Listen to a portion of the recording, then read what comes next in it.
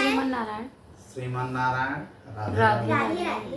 जी मेरा आपसे एक प्रश्न था, जैसे कि सीता जी, राम जी, ये लोग जन्म लिए हैं कलयुग में, क्या वैसे भी शंकर जी भी लिए हैं? उनकी भी कथा सुना दीजिए आज। सच्ची सुना रहे हैं आप। मेरा भी एक प्रश्न आपसे है कि लोग मूर्ति की पूजा क्यों करते हैं? क्योंकि बहुत लोग मूर्ति पूजा का विरोध करते हैं। और इसके बाद कोई ऐसा भक्त है कि जिसने मूर्ति से भगवान जी को प्रकट कर दिया हो ताकि विश्वास हो जाए लोगों को, या जैसे बहुत लोग अभी तक फिल्में भी इसी तरीके कई बनी हुई हैं कि क्या शिवलिंग पे दूध चढ़ाना, क्या मूर्ति दूध पीती है, बहुत विरोध होता है। तो इसको थोड़ा सा आज स्पष्ट कर दीजिए। ऐसी कई कथाएं हैं। जी ठीक है। जी हमारे एक संत है, संत नामदेव। संत नामदेव भगवान की मूर्ति को जी दूध पिलाते हैं, विट्ठलनाथ को।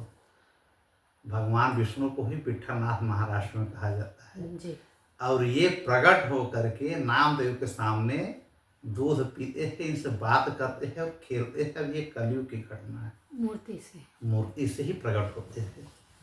जब ये बचपन में ही थे नामदेव, तब से इनके साथ विष्णु भगवान खेला करते थे और एक प्रतिमा के रूप में जिसमें पूजा करते हैं उसी से प्रकट हो जाते थे। जी यह भगवान की महिमा है। अपने भक्तों के लिए कुछ भी कर सकते हैं। दूध भी पीते थे, बातें भी करते हैं, एक मित्र बन करके, एक दोस्त बन करके।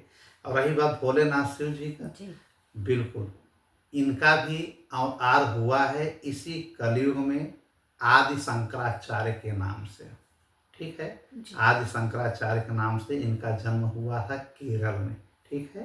केरल में एक कलादी नामक गांव था, वहाँ पे इनका जन्म हुआ और 32 वर्ष की अवस्था में इनकी मृत्यु होती है केदारनाथ में। किसका? आदि शंकराचार्य का।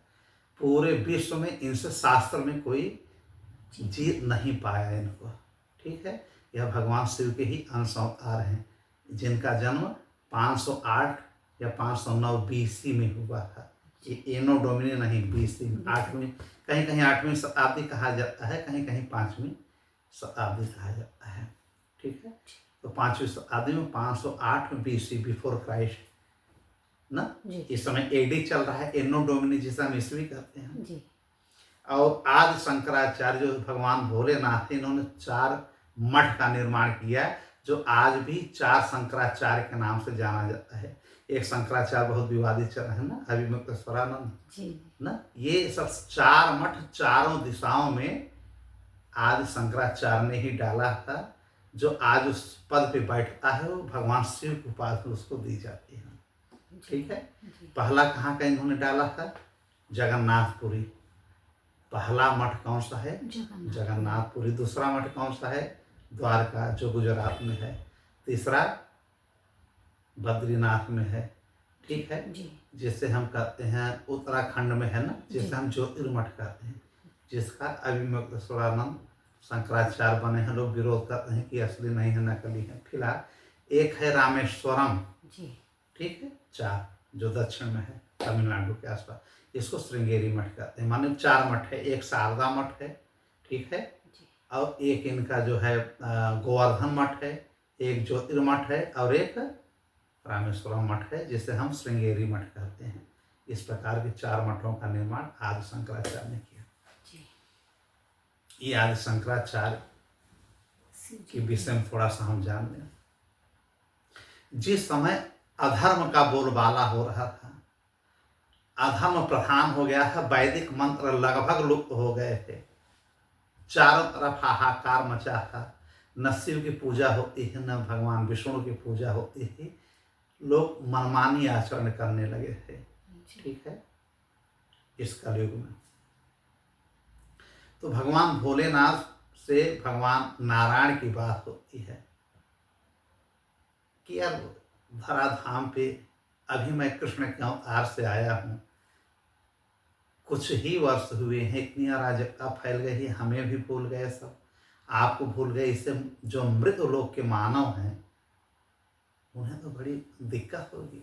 सारे के सारे लगभग नरक में जाएंगे। पाप कर्म में, दुराचार में, अधर्म में लिप्त हैं, वैदिक धर्मों को मान नहीं रहे हैं, गलत सही क्या है उस पर विचार ही नहीं कर रहे हैं, सदाचार नाम लुप्त हो गया है, सत्य बिल्कुल लुप्त हो गया है। जहाँ देखो हिंसा ही हिंसा, व्यभिचार ही व्यभिचार, न कोई अपनी बहन समझ रहा है, न कोई भाई भाई को मान रहा है, हर जगह अत्याचार हो रहा है।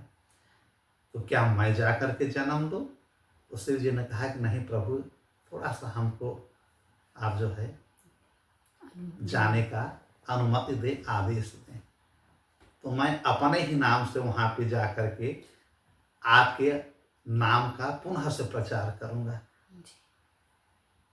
इन्होंने कहा ठीक है, आप ही जाइए।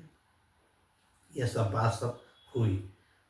अब केरल में एक ब्राह्मण परिवार थे, शिव गुरु उनका नाम था। वो बहुत बड़े विष्णु भक्त और शिव के गुरु, दोनों के वो शिव को अपना गुरु मानते थे, इसलिए इनका नाम ही पड़ गया शिव गुरु, पंडित शिव गुरु। जी। अब भगवान नारायण के भी बहुत बड़े भक्त थे। इनकी पत्नी थी श्रीमती सुभद्रा देवी जी, ये भी वैष्णव भक्त है। दोनों लोग नारायण का और शिव की बड़ी पूजा करते हैं, दोनों पर अटूट श्रद्धा थी। भोलेनाथ को ये लोग इसलिए पसंद ज़्यादा करते हैं कि भोलेनाथ क्षण में ही प्रसन्न होते थे। तो शिवलिंग पे हमेशा जल का अर्पण करना और शिव की पूजा करना इनका विशेष कार्य था। किसका? सुभद्रा का और पंडित शिव गुरु का। ये बुढ़ापे में लगभग हो गए, लेकिन अभी संतान नहीं हुआ था। तो शिव भगवान प्रसन्न होकर के इनको दर्शन देते हैं कलयुग में। बताइए, ऐसा लोग कहते हैं ना, किसने देखा है? जैसे आजकल बहुत प्रश्न उठता है, भगवान को किसने देखा है? सब देख लोगे, थोड़ा सब्र करो, उस लाइन को तो पकड़ो। भगवान की जो परम लाइन है, परम सत्य की खोज में निकलो सही, सब जान जाओगे। तो यह प्रश्न ही नहीं रहेगा कि भगवान क्या है, भगवान कैसे मिलेंगे, भगवान होते ही नहीं है, मैं क्या जानूं भगवान को, जिसको मैं देखा नहीं उसको मानूंगा नहीं। जैसे बिल्ली अगर आंख बंद कर ले और कह दे अंधेरा हो गया है, तो अंधेरा नहीं होता है, दिन है तो दिन रहेगा। अब हम लोग जानबूझ करके किसी चीज़ को इग्नोर कर दें, जैसे बाहर सड़क है, अब हम नहीं देखना है तो क्या सड़क गायब हो गई है? लोगों का आना जाना लगा है ना। हमारे सोचने की मात्र से कुछ होने वाला नहीं है, जो है सो है, भगवान है तो है। तो शिव भगवान जो है इन पति पत्नी को दर्शन देते हैं और पूछते हैं क्या चाहिए। तो दोनों लोग कहते हैं कि हमें कुछ और नहीं चाहिए, हमें एक संतान चाहिए था, वो भी जैसे आप जैसा गुणी हो। उन्होंने कहा ठीक है, मेरे जैसा गुणी तो अब कहाँ मैं ढूंढूंगा, मैं ही आपके यहाँ जन्म लूँगा। कलयुग की बात आ रहे हैं। 508 ईस्वी में फिर इन्हीं सुभद्रा माँ के गर्भ से पंचमी के दिन, वैशाख शुक्ल पंचमी के दिन, इनके गर्भ से एक बच्चा प्राकट होता है। जन्म नहीं लेते हैं, वायु अंदर रहती है, लेकिन बाद में वायु निकल जाती है और ये प्रकट हो जाते हैं। कौन? बाबा भोलेनाथ। और माता पिता इनका नाम रखते हैं शंकर, क्योंकि शंकर जी ने खुद कहा है कि मैं ही आऊँगा अंश अवतार में, तो इनका नाम रख दिया शंकर। लेकिन कलयुग में या धरती पे आने पे भगवान हो चाहे जो हो, अपनी स्मृतियों को थोड़ा सा खो देते हैं और मानव जैसा व्यवहार करने लगते हैं हर जगह। चाहे कृष्ण भगवान आते हो, चाहे राम जी या शिव भगवान, लेकिन हैं तो भगवान, कर कुछ भी कर सकते हैं ये, ठीक है। अब इन्होंने 1 वर्ष की अवस्था तक, 1 वर्ष केवल की अवस्था तक माँ से सारे धर्मशास्त्रों को सीख लिया। घर में ऐसा माहौल था कि इनके माता पिता हमेशा सत्संग की बातें करते हैं, लोगों को दूसरों को सुनाते हैं। तो लोग कम सुनते हैं, चूँकि उस समय अनाचार ज़्यादा फैला हुआ था, तो अपने बेटे को ही सुनाते शंकर को। 2 वर्ष तक आते आते माता से, खासकर माता जो चाहें, पहली अगर कोई गुरु होता है शिशु का तो हमारी माँ होती है, फिर पिता होते हैं, फिर शिक्षक गुरु होते हैं, फिर जो गुरु हमको दीक्षा देते हैं, एक ये हमारे गुरु होते हैं। और एक गुरु कौन होते हैं? हमारे ऋषि मुनि। और एक गुरु होते हैं हमारे भगवान। ये हमारे गुरु हैं, मतलब माता पिता पहले गुरु, जी दूसरा गुरु जो शिक्षा प्रदान करे, तीसरा गुरु दीक्षा। जो भगवान से मिलाने की हमारी बात करे, दीक्षा गुरु जी जिसे हम गुरु कहते हैं, मार्गदर्शक। और चौथा ऋषिगण। अगर ऋषि न होते तो हमें यह धर्म शास्त्र न मिलता, गलत सही अधर्म पाप पुण्य क्या है पता न चलता। एक उनका ऋण हमारे ऊपर होता है, जी ठीक है। ये हमारे गुरु भी होते हैं और हम इनके ऋणी भी होते हैं।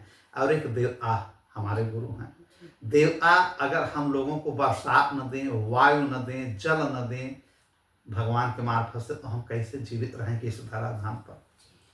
तो ये 5 लोगों को हम अपना गुरु भी मानते हैं और इनके हम 5 ऋण भी हमारे होते हैं। जी अगर कोई पूछे तो बता दीजिए कि हमारे 5 गुरु तो मुख्य रूप से होते हैं, ठीक है। और 5 हमारे ऋण होते हैं, सबका चुकाना चाहिए। माता पिता का ऋण कैसे चुकाएंगे? उनकी सेवा करके। जी जन्म लेते ही माता पिता को सब कुछ करते हैं जो करना चाहिए, लालन पालन से लेके आपको उस मार्ग पर पहुंचाते हैं जो आपके योग्य है।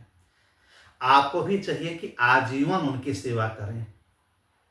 और जब आप शादी कर लेंगे, पुत्र पुत्री पैदा करेंगे, तो पिता के ऋण से आप मुक्त हो जाएंगे। माता के ऋण से मुक्त होना तो शास्त्रों ने कठिन बताया है कि माता के ऋण से आप मुक्त नहीं होंगे, लेकिन माता की हर बात मानते रहें तो मान के चलिए कि आप मुक्त हो जाएंगे। पिता के आदेश का पालन करते रहिए और शादी करके गृहस्थ आश्रम में जाएंगे तो आप मुक्त हो जाएंगे। शिक्षक गुरु जो हैं उनसे कैसे मुक्त होंगे? जो आपने सीखा है वो लोगों तक आप समझाइए, सिखाइए, तो शिक्षक ऋण से आप मुक्त हो जाएंगे। गुरु के मार्ग जो गुरु हमारे हैं उनसे कैसे आप मुक्त होंगे? गुरु से मुक्त होना मुश्किल होता है, लेकिन मुक्त इस प्रकार से ऋण से होंगे जब हम उनके बताए हुए रास्ते पे हमेशा चलेंगे, भगवान के खोज में लगे रहेंगे, ठीक है। एक और हमने क्या बताया? ऋषि। जो ऋषि हमारे गुरु हैं उनके ऋण से हम कैसे मुक्त होंगे? जब हम ऋषियों के धर्मशास्त्र को स्वीकार करेंगे और उनकी हर एक बात को हम अकाट्य मान करके, उन्हीं की बात को सत्य मान करके बढ़ेंगे अपने पथ मार्ग पर। और जो जो उन्होंने कहा है करने के लिए वो वैसे करेंगे, जो उन्होंने कहा है नहीं करने के लिए वो नहीं करेंगे, अधर्म नहीं करेंगे। तब हम ऋषियों के ऋण से मुक्त होंगे। देवताओं से हम कैसे मुक्त होंगे? सूर्य जी को जल चढ़ा करके, और केवल इतना करिए, सूर्य जल आप जब अर्घ दीजिए, ओम सूर्य देवाय नमः, सभी देवताओं की जय, सभी देवियों की जय, ठीक, भगवान की जय, और सभी दिशाओं की जय, सभी तीर्थों की जय, इसमें सब आ जाएगा। नाम अगर आप सबका नहीं ले पा रहे हैं तो ऐसा करने से देवताओं और भगवान के ऋण से जो हमको भेजे हैं, मानव तन दिए हैं, उससे हमको ऋण से हम मुक्त होते हैं, भटकते नहीं हैं। फिलहाल आदि शंकराचार्य की कथा सुना रहे हैं। तो आदि शंकराचार्य 2 वर्ष में अपने माता पिता से सारे वेद पुराण कंठस्थ कर लिए अपनी भाषा में। केरल की भाषा तमिल होती है, तमिल भाषा में सीखे, और लेकिन मुख्यतः ये संस्कृत में बोलते थे। पहले की जो हमारी भाषा है, हर भाषाओं की जननी हमारी संस्कृत है। अपनी मातृभाषा में तो बोलते ही थे। अब तो मातृभाषाएं अनेक अनेक प्रकार की हो गई, जहाँ जो जन्म ले रहा है उसी प्रकार की बोली बोल रहा है। पहले भाषा मुख्यतः एक संस्कृत भाषा, ठीक है, जिसे देव भाषा कहा जाता है। तो संस्कृत में इन्होंने सारे वेद पुराणों को कंठस्थ कर लिया, घर में ही 2 वर्ष की अवस्था में, ठीक। 3 वर्ष की जब अवस्था होती है तो इनके पिताजी, क्या नाम है उनका? शिव गुरु जी। शिव गुरु जो उनके पिता है, जाकर के इनका चूड़ा कर्म कराते हैं, ठीक है। मुंडन सुंडन सब करा के, चूड़ा कर्म करा करके अपने उस, अब इनको सोचते हैं कि अब ये जो है इनको हम आगे गुरुकुल में भेजेंगे, लेकिन तभी उनकी मृत्यु हो जाती है पिताजी की। फिर एक घर पे रह जाते हैं। फिर माता देख रेख इनको करती है और 3 से 5 वर्ष तक अपने पास ही रखते हैं। 5 वर्ष में इनका जनेऊ संस्कार करवाते हैं, यज्ञोपवीत संस्कार। और जब यज्ञोपवीत संस्कार होता है उसके बाद जाकर के आदमी गुरुकुल में पहले जाता था। जी। ठीक है, तो जब यज्ञोपवीत संस्कार हो गया तब ये गुरु घर जाते हैं शिक्षा ग्रहण करने के लिए। ठीक है, और ये शिक्षा 7 वर्ष की अवस्था तक सारा धर्मशास्त्र, वेद, उपनिषद, इतिहास का जो भी होता है, सारे ब्रह्मसूत्र, सारे गीता, सारे महाभारत, सब कुछ इनको जुबानी कंठस्थ हो जाता है। कितने वर्ष में? 7 वर्ष में। बताइए, सारे वेद, वेदांत, सारे सब कुछ का इन्होंने अध्ययन कर लिया, सारा ज्ञान मिल गया। और गुरु से फिर गुरु दीक्षा के रूप में जो भी उन्होंने कहा, गुरु दीक्षा देकर के पुनः अपने घर वापस आ जाते हैं। कौन? शंकराचार्य बनकर किया। बचपन का नाम तो शंकर था, लेकिन अब आचार्य पद ग्रहण करके ये 7 वर्ष की अवस्था में आ जाते हैं घर पे। लेकिन इनका मन घर पे लगता नहीं है। कहते हैं, माँ मुझे शादी तो करना नहीं है, मुझे संन्यास लेने की अनुमति दो। माता जी कहते नहीं। सुभद्रा जी इनकी माँ है, कहती हैं नहीं, तुम्हें मैं संन्यास लेने का आदेश नहीं दूंगी। इतना बड़ा विद्वान, इतना बड़ा ज्ञानी, छोटी सी बात माँ से पूछ रहा है। पिता तो अब है नहीं, चाहते भाग करके संन्यास ले लेते, लेकिन माँ इनकी गुरु थी, माँ के ये भक्त थे, अपनी माँ को ये नाराज नहीं करना चाहते हैं। किसी प्रकार ये घर पे रहते, लोगों को शिक्षा घर पे ही देते वेद वेदांत का, लेकिन इनका मन नहीं लगता था कि मैं जब तक दुनिया में भ्रमण नहीं करूँगा, तीर्थाटन नहीं करूँगा, तो मेरे अवतार लेने का मतलब क्या हुआ। जो विधर्मी हैं, जो नास्तिक हैं, जो विद्वेषी हैं, उन तक ज्ञान नहीं पहुँच पाएगा। इसी गांव भर, इस जो गांव है, इसी का मैं भला कर पाऊँगा। तो एक दिन माँ के साथ जाते हैं नदी में स्नान करने, तो अपनी माया से एक मगरमच्छ प्रकट करते हैं ये, और मगरमच्छ आकर के इनका पैर खींचने लगता है, खून निकलने लगते हैं इनके पैरों से। माँ भी स्नान कर रही हैं, तो ये चिल्लाते हैं शंकराचार्य जी, माँ मुझे बचाओ। तो माँ दौड़ती हैं बचाने, और घसीटते इनको लेकर के नदी में चला जाता है शंकराचार्य जी को। तो रोने लगते हैं, कोलाहल मचाने लगती हैं। वो शंकराचार्य कहते हैं, शंकराचार्य जी, माँ रोने से कुछ नहीं होगा, यह मगरमच्छ मुझे तब बख्शेगा जब कह रहा कि संन्यास ग्रहण कर लो तब। ये तुम्हारे ज्ञान का क्या मतलब है? किसी गांव में बैठे हो, तुम हर जगह भ्रमण करके लोगों तक ज्ञान पहुंचाओ, यह मगरमच्छ कर रहा है। तो माता सुभद्रा ने कहा, ऐसा कहा तो मैं क्या करूं? तो शंकराचार्य ने कहा कि माता जी, केवल आप कह दीजिए कि मैं संन्यास ग्रहण कर लूँ, यही बात मैं मगरमच्छ से कह दूंगा तो मैं मुक्त हो जाऊंगा। माता ने उसी नदी में कह दिया कि बेटा तुम संन्यास ग्रहण कर लो। अब मगरमच्छ इनका पैर छोड़ करके चला जाता है। ये बाहर निकलते हैं, माता से आदेश लेते हैं और यह कह करके जाते हैं कि माता अब मैं पुनः वापस नहीं आऊँगा घर पे। कहाँ पे इनका जन्म हुआ था? केरल के कलादी नामक गांव में। अब मैं उस समय आऊँगा जब आपकी मृत्यु होगी, मैं चाहे जहाँ रहूँगा, मैं आपकी मृत्यु के समय आपके पास आ जाऊँगा। माता ने अस्त्रपात करते हुए बेटे शंकराचार्य को विदा किया। ये भ्रमण पे निकल जाते हैं लोगों तक वैष्णव प्रचार करने के लिए, और हर जगह शास्त्रार्थ कर करके लोगों को परास्त करते हुए ये काशी पहुंचते हैं। आदि शंकराचार्य काशी विद्वानों का गढ़ माना जाता है। तो पहले इनका नाम शंकर था, शंकर से शंकराचार्य पड़ा, और बाद में आदि शंकराचार्य नाम पड़ गया इनका। एक घटना इनकी और थी, कहाँ की? गुरुकुल के समय ही, जब ये 7 वर्ष के थे, तो गुरुकुल में होता है ना कि जाकर के भिक्षाटन करो, भिक्षा मांग करके जो आओगे वही गुरुकुल में लोग प्रसादी ग्रहण करेंगे, किसी से ज़्यादा नहीं। 5 घर जाकर के भिक्षा ले लो। एक घर में ये गए भिक्षा लेने, उस घर में जो ब्राह्मणी थी बहुत गरीब निर्धन थी। ठीक है, तो शंकराचार्य जी ने उनसे भिक्षा मांगा, तो उनके घर में एक अन्न नहीं था कि ये अन्न उनको दें। देखिए ऐसे ऐसे मतलब निर्धन पड़े हैं, लेकिन मन में उनकी इच्छा थी कि हमारे घर पे आए हैं, इनको अगर मैं कुछ नहीं दूंगी तो दुखी हो गई है। मेरी आत्मा गवाही नहीं दे रही हैं। इनको कहते हैं कि ब्रह्मचारी थे कि ब्रह्मचारी, हे शंकराचार्य तुम रुको, मैं कुछ न कुछ लेकर के कहीं से व्यवस्था करके आती हूँ। ये बैठ जाते हैं। अब वो हर जगह जाती हैं, कहीं कुछ नहीं पाती हैं, एक घर में चावल नहीं है।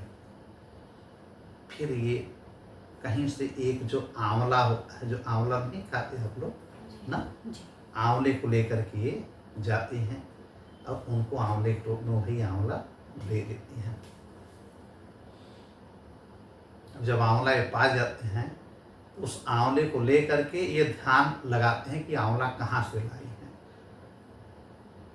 तो आंवला जा करके पीछे से, पिछवाड़े से एक पेड़ था, वो पेड़ भी तोड़ती नहीं है कि हम चोरी नहीं करेंगे, ढूंढती हैं कि आंवला जो है कहीं कुछ मिल जाए। तो एक गिरा हुआ आंवला पाते हैं, वही धुल करके ठीक है भगवान को अर्पित करके इनको दे देते हैं।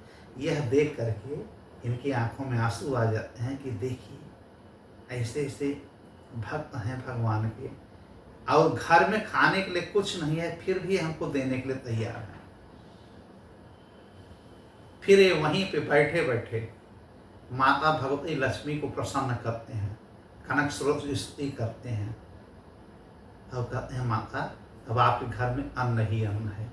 अब माता जब ब्राह्मणी घर में जाती हैं तो सारा घर उनका अनाज से भरा हुआ है, और एक कमरे में सोने चांदी के स्वर्ण के मुद्राएं पड़ी हुई हैं।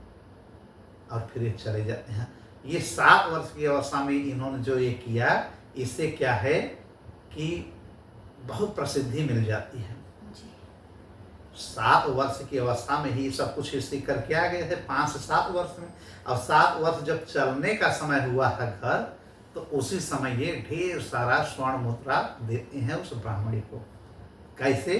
कनकधारा स्रोत को पढ़ करके माता भगवती लक्ष्मी को प्रसन्न करते हैं। उन्होंने कहा क्या चाहिए बेटा बताओ। उन्होंने कहा इनका घर धन धान्य से भर दीजिए, किनकी आने वाली पीढ़ियां गरीब न रहे, और स्वतः गरीब हैं। ये इनके जहाँ पे पढ़ने गए थे इनके गुरु का क्या नाम था?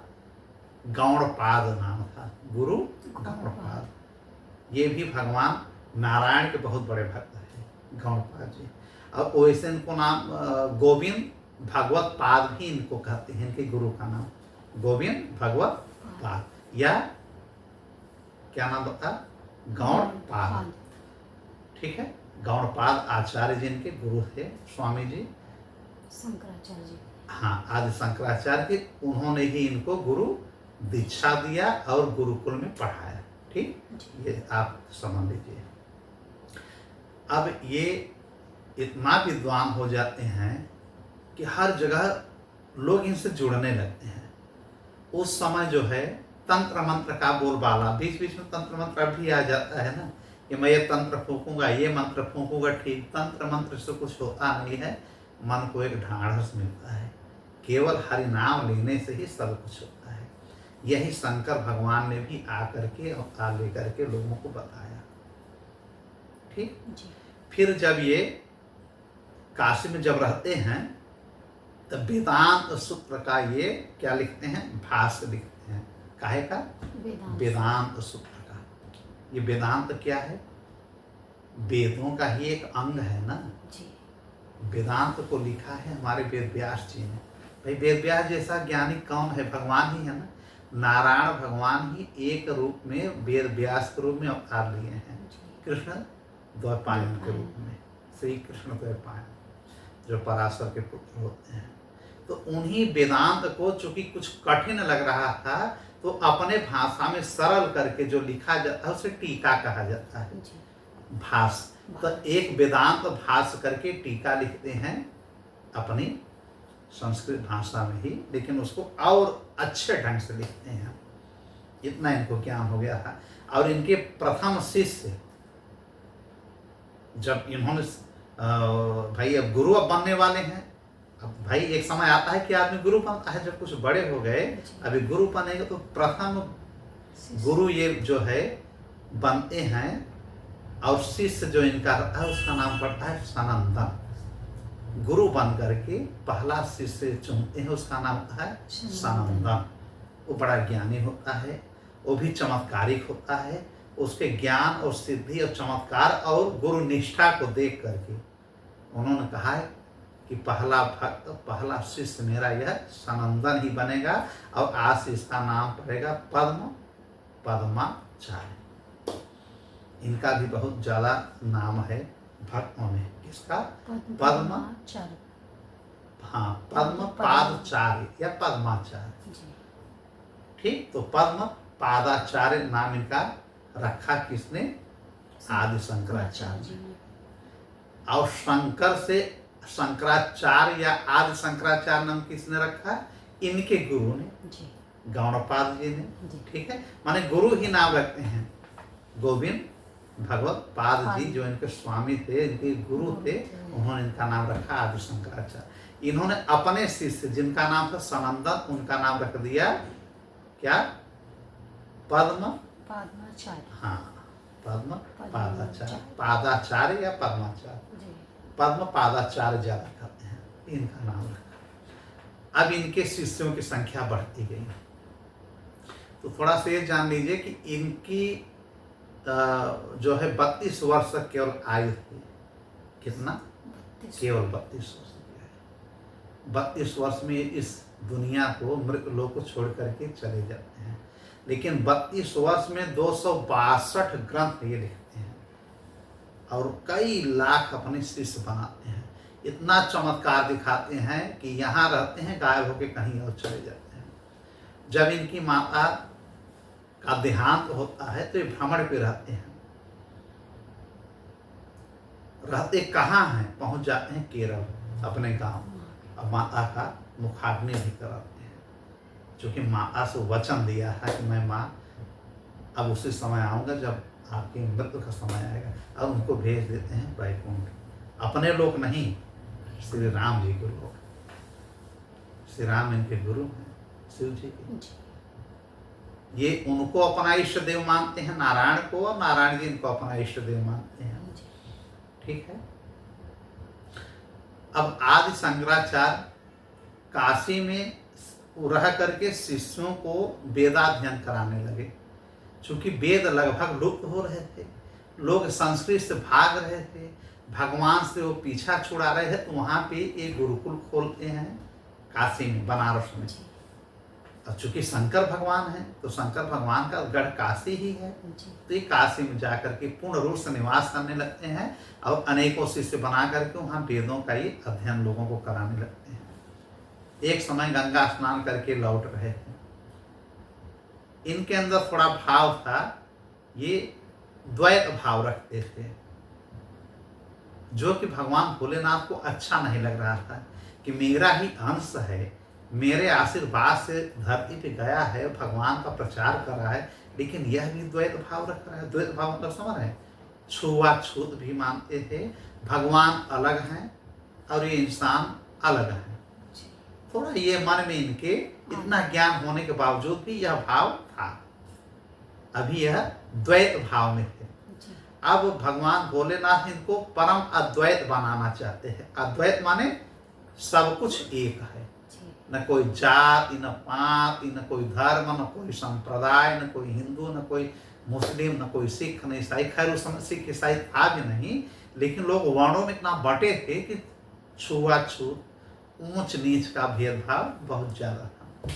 और आदि शंकराचार्य भी चंडाल या शूद्र लोगों को छूने से हिचकते थे, और जब यह खुद ऐसा करेंगे तो अपन शिष्यों को इसे सिखाएंगे।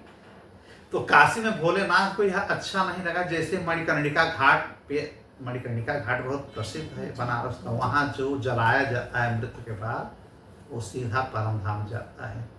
क्योंकि शिव भगवान की वह नगरी है, वहाँ जिसका संस्कार होता है दाह संस्कार, ठीक है, भगवान भोलेनाथ आकर के उसके कानों में राम राम का मंत्र देते हैं, और वह राम नाम मंत्र सुन करके परम धाम चला जाता है। जो कि मरने के कई घंटे बाद तक आत्मा उस शरीर के पास ही रहती है जब तक कि मुखाग्नि न दे दी जाए। ठीक है। तो मणिकर्णिका घाट से स्नान करके लौट रहे थे तो देख रहे एक चंडाल काला कलूटा बाल लिए हुए, कई महीनों से नहाया नहीं है, अजीब सा जैसे कोड़ सोड़ टपक रहा है, एक डंडी लेकर के इनके रास्ते में खड़ा हो जाता है। अभी कहते हैं राम राम राम राम राम शिव शिव शिव कह करके बगल चले जाते हैं। देखते हैं वहाँ फिर वो खड़ा है। जिस राह पे जाते हैं आदि शंकराचार्य उस राह पे वो जो स्वपक्ष होता है चंडाल वह खड़ा रहता है और एक कमंडल में जल लिए रहते हैं। कहा थोड़ा हमको जल पिला दीजिए। अरे राम राम राम राम राम। तो अपना जल निकालते हैं और थोड़ा सा पीते हैं चंडाल। अब कहते हैं इसमें जल खत्म हो गया है। अच्छा इसी जल में आप हम उस कमंडल से पानी भर दीजिए या लाइए अपने कमंडल को, हम भर दे रहे हैं, हमको प्यास लगी है। एक अरे नहीं रे हमको मत छुओ। अरे तुम हमको छुओगे? तब शिव भगवान ने कहा कि अब ये इनको हमें थोड़ा सा ज्ञान उपदेश देना पड़ेगा। तो शिव जी ने कहा गंगा और गढ़ही वारी में चंद बिंब दर्शाए। उन्होंने एक दोहा कहा कि गंगा गढ़ही वारी, वारी माने जल होता है, बाकी गड्ढा समझ ही रहे हैं, गंगा समझ ही रहे हैं। गंगा गढ़ही वारी में चंद्र माने चंद्रमा, बिंब दर्शाए। हाँ उनमें ऊंचो नीचो का भाव, उनमें ऊंचो नीचो कौन या का, यह तो मोह देव बताए। जब चंद्रमा का प्रतिबिंब पड़ता है जल पे या सूर्य का प्रतिबिंब पड़ता है तो हर घड़े में, हर जल में, हर कुएं में, हर तालाब में, हर जो भी गंगा हो चाहे नदी हो कहीं भी हो हर जगह पहुंचता है। वो भेदभाव नहीं करता कि पशु पी रहा है जल, कि जानवर पी रहा है जल, कि लोग यहाँ पे जलाए जा रहे हैं, दाह संस्कार हो रहा है। जब गंगा और जल और वायु और सूर्य और चंद्र भेद नहीं करते हैं, अद्वैत रहते हैं। अद्वैत माने कि सब एक मानते हैं। तो तुम इतने बड़े ज्ञानी होकर के द्वैतवाद क्यों फैलाए हुए हो? ये समझ गए कि हम तो बहुत बड़ी गलती कर गए हैं। ये भगवान शिव ही हो सकते हैं। मैं शिव का अंश मैं खुद भूल गया हूँ। चरणों में चंडाल के गिर जाते हैं, भोलेनाथ प्रकट हो जाते हैं। भोलेनाथ भगवान प्रकट हो जाते हैं। कहते हैं आदि शंकराचार्य तुम मेरे अंश से ही प्रकट हुए हो। अब तुम्हारी उम्र केवल 32 वर्ष के लिए निर्धारित हमने किया है और लगभग अब तुम्हारी उम्र पहुंचने वाली है। अब तुम अपना ज्ञान थोड़ा सा डाइवर्ट कर दिए हो, जो कि द्वैतवाद फैला दिए हो।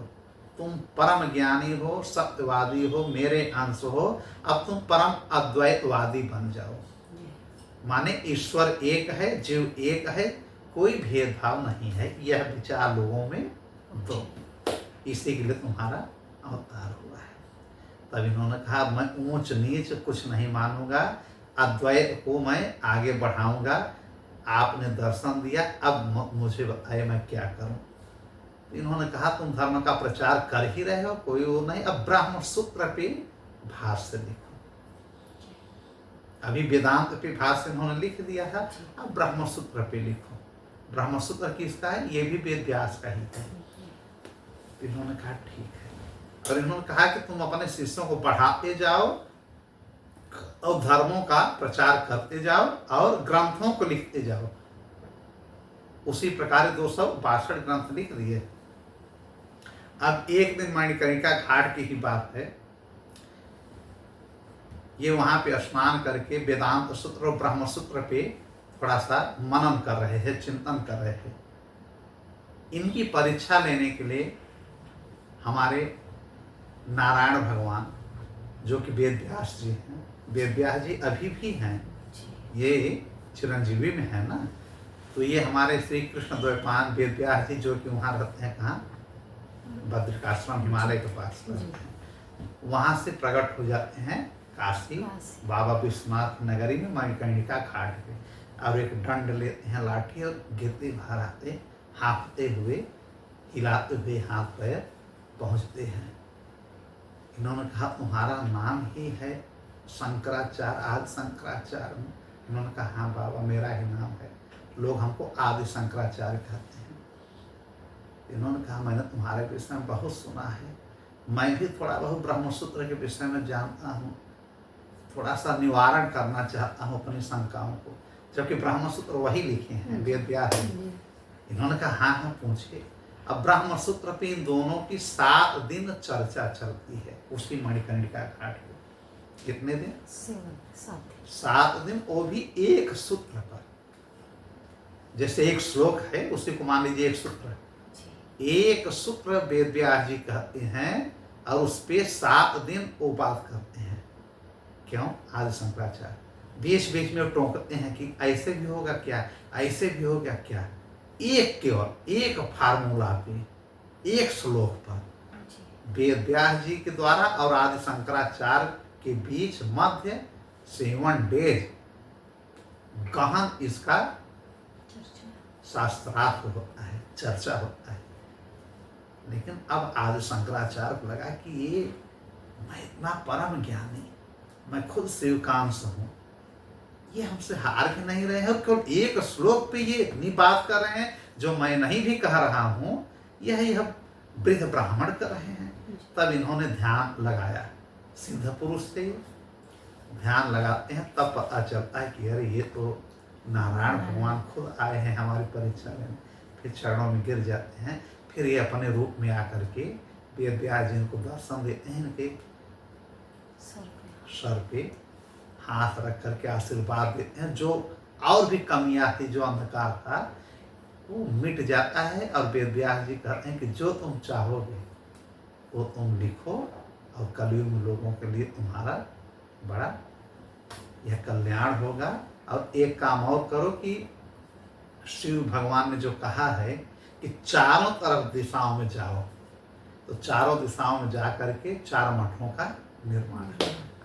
मठ मतलब आश्रम, ठीक है। तो इन्होंने कहा ठीक है ये मैं करूँगा। यही सब करते करते जो है काफ़ी समय बीत गया। कुछ समय बाद वेद व्यास जी के जाने के कुछ समय बाद वेदांत सूत्र और ब्रह्म सूत्र और कई ग्रंथ तो लिख ही चुके थे। एक बार ये शंकराचार्य जी हमारे इस यहाँ पे क्या है हमारा अरे प्रयाग में काशी गए, काशी से कुरुक्षेत्र गए, कुरुक्षेत्र से बद्रिकाश्रम गए, केदारनाथ गए, हर तीर्थ पे जाते। फिर एक बार यहाँ पे आ गए हमारे प्रयाग में। तो इनका एक भक्त था, कुमारिल नाम था, कुमारिल भट्ट नाम था, जो इनका एक भक्त था, शिष्य था। किसका? आदि शंकराचार्य। उसने कहा था कि जब मेरे मृत होने लगे तो गुरुजी मैं आपका दर्शन करना चाहता हूँ।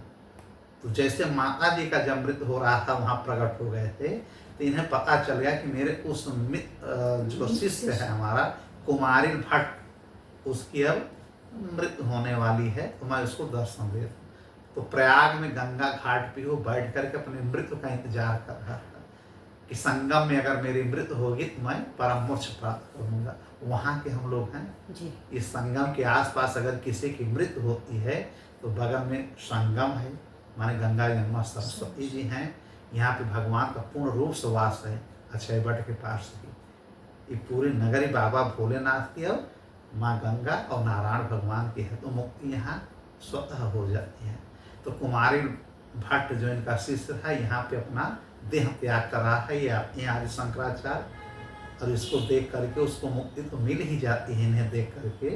लेकिन उसके मन में एक प्रश्न रहता है, कहता है गुरु जी आपके कथानुसार, मतलब इन्होंने कई शिष्यों को हर जगह फैला दिया है कि सबसे शास्त्रार्थ करो, जो पाखंडी हों। कुछ लोग घमंडी होते हैं ना, बहुत ज्ञान लेकर के, जो पाखंडी हों, शास्त्रों का सही से प्रचार न कर रहे हों, तो शास्त्रार्थ कर करके उनको हरा करके शिष्य बनाओ। और उनको शास्त्रार्थ में जब हरा दोगे तो केवल एक ही नाम बताओ कि हरि नाम लो, राम राम कहो, शिव शिव कहो, ओम नमः शिवाय कहो। जो जिसमें जिसकी भक्ति ज़्यादा हो, श्रद्धा हो, उसी को मंत्र के रूप में दे दो। क्योंकि अगर वह ज्ञानी है अब पाखंडवाद हो गया कि अहंकारी हो गया, तो वो उस अहंकार की वजह से अपने ज्ञान को अपने अंदर ही जला देगा।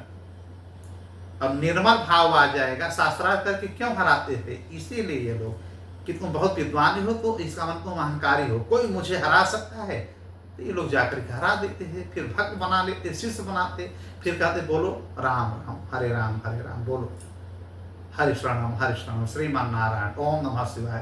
तो यही ये लोग कहते थे। भक्त के रूप में बना करके करते हैं, लोगों को महिमा जो था उसको, अहंकार को कम करते हैं। जी। अब कुमारिल भट्ट के मन में एक बात चली कि मैंने सबको हरा दिया, लेकिन माहिष्मति में एक है मुंडन मिश्र, वो बहुत विद्वान हैं, मैं कई बार प्रयास किया कई लोगों को ले जा करके, लेकिन मैं उन्हें हरा नहीं पाया। मरते मरते मेरे मन में यह अभिलाषा है, और उनके शास्त्रार्थ में न हरा पाने का बस यही है कि वो और घमंडी हो गए हैं, उनके अंदर का अहंकार बढ़ गया है कि पूरे विश्व में मुझ जैसा कोई ज्ञानी नहीं है। ये काशी के पास ही माहिष्मति, अयोध्या और काशी के बीच में ही मान लीजिए माहिष्मति पड़ता है। अब इन्होंने कहा ठीक है, जाओ तुम मुक्त हो जाओ, मैं तुम्हारी ये बात समझ गया, मैं जाकर के मुंडन मिश्रा से शास्त्रार्थ करूंगा। अब ये जाकर के खबर करते हैं मुंडन मिश्रा से, उनके पास खबर पहुंचती है कि मंडन मिश्र नाम है उनका, मंडन मिश्र को खबर मिलती है कि अब आदि शंकराचार्य आ रहे हैं हमारे राज्य में। अब उन्होंने हमें शास्त्रार्थ हेतु निवेदित किया है कि आप आकर के हमसे शास्त्रार्थ करिए। इतने ज्ञानी थे, उन्होंने कहा हमको क्या हरा पाएंगे? मंडन मिश्रा ने कहा कि मुझे शंकराचार्य हरा पाएंगे? कदापि नहीं। जाते हैं तो सही से अहंकार के रूप में सही से स्वागत भी ये नहीं कर पाते।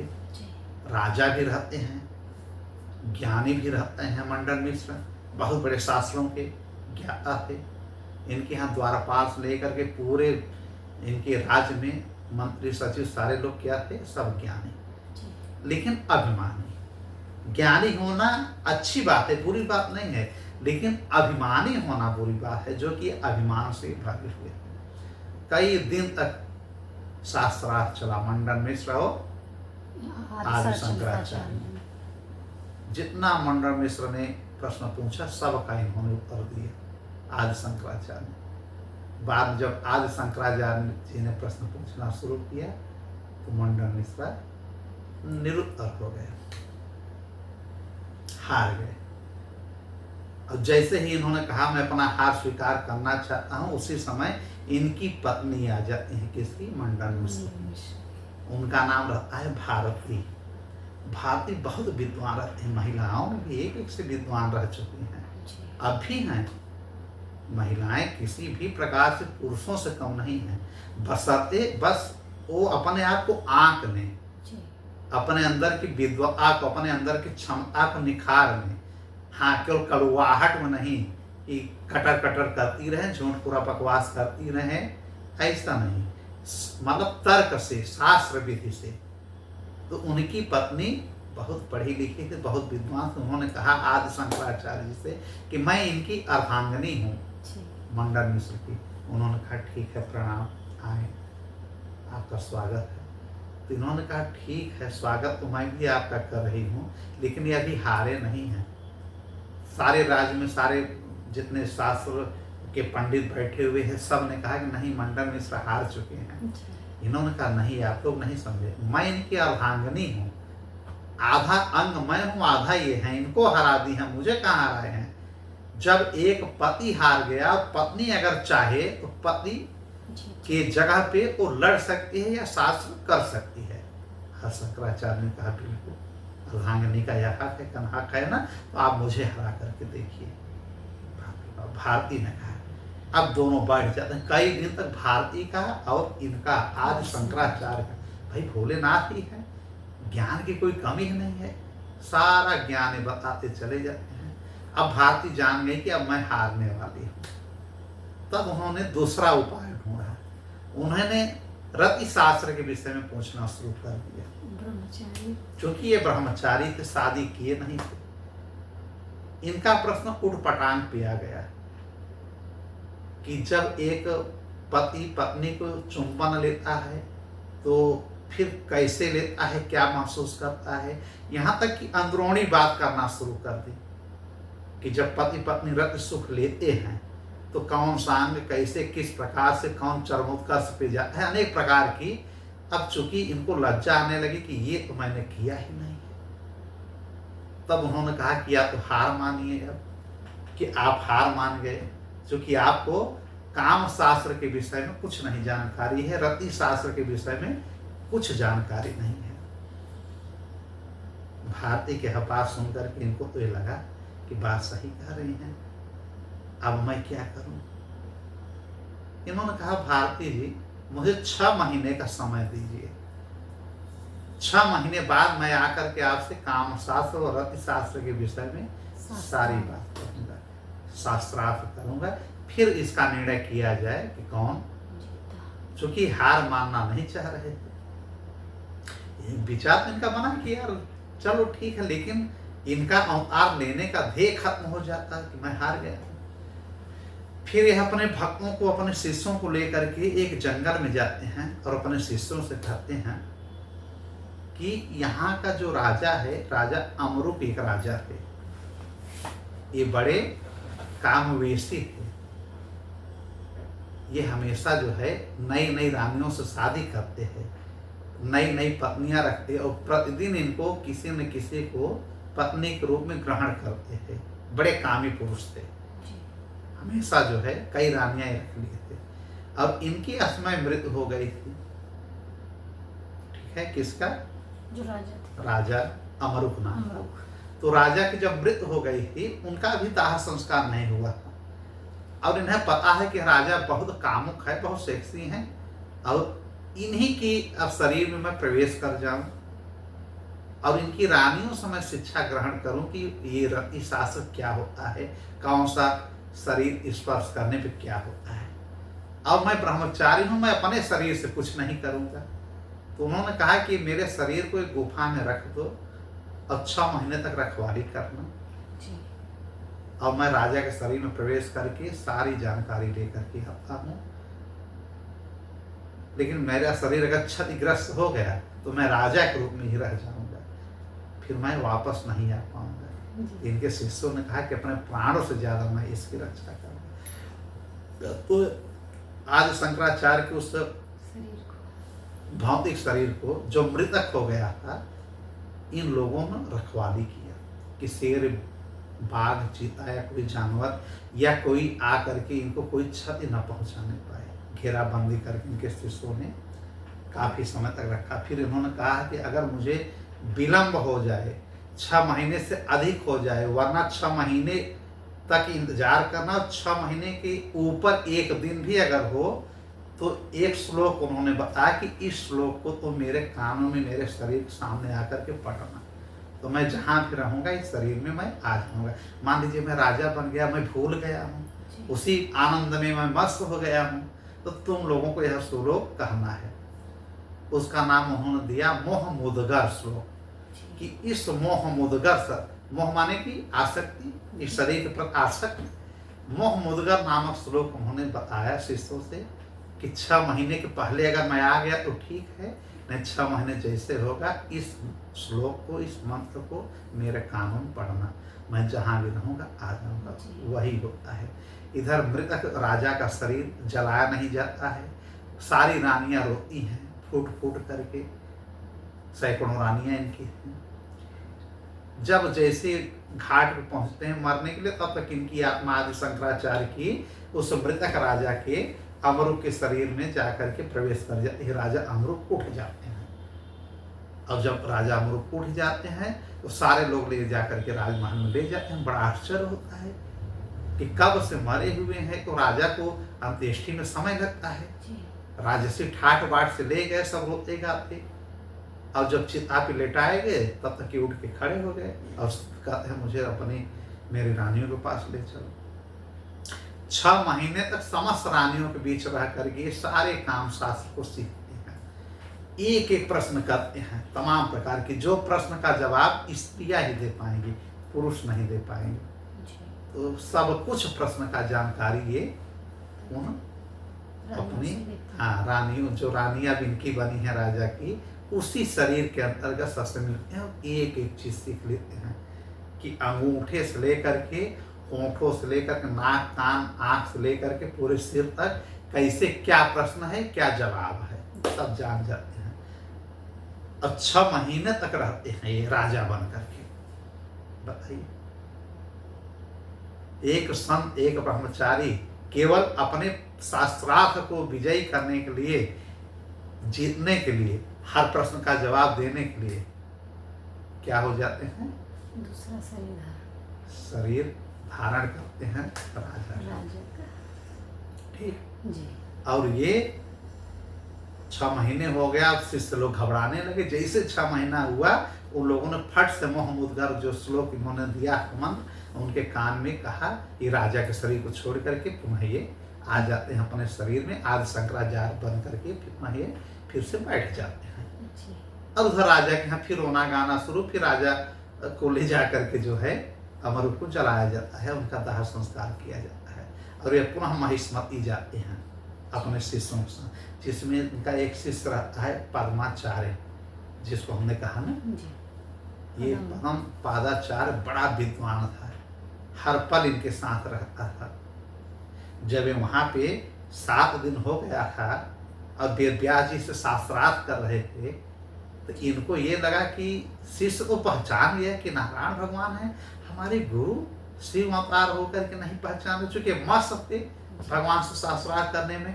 तो पद्माचार्य जी ने इनको हिंट दिया था अपने गुरु को, आदि शंकराचार्य को, मणिकर्णिका घाट पे ही। वह 7 साल में हमेशा लगा रहता है, यहाँ भी लगा है कि इनके मृतक शरीर को कोई नुकसान न होने पाए। तो पद्माचार्य जी ने क्या कहा था कि शंकर साक्षात व्याप्ते नारायण स्वयं, कि जिससे आप बात करें साक्षात नारायण हैं। तपोर विवादे, इनसे विवाद मत करिए। सांप्राते न जाने किम करोम्यात, आप इनको समझ नहीं रहे हैं, ये आप क्या कर रहे हैं, ये नारायण ही हैं, वेदव्यास हैं।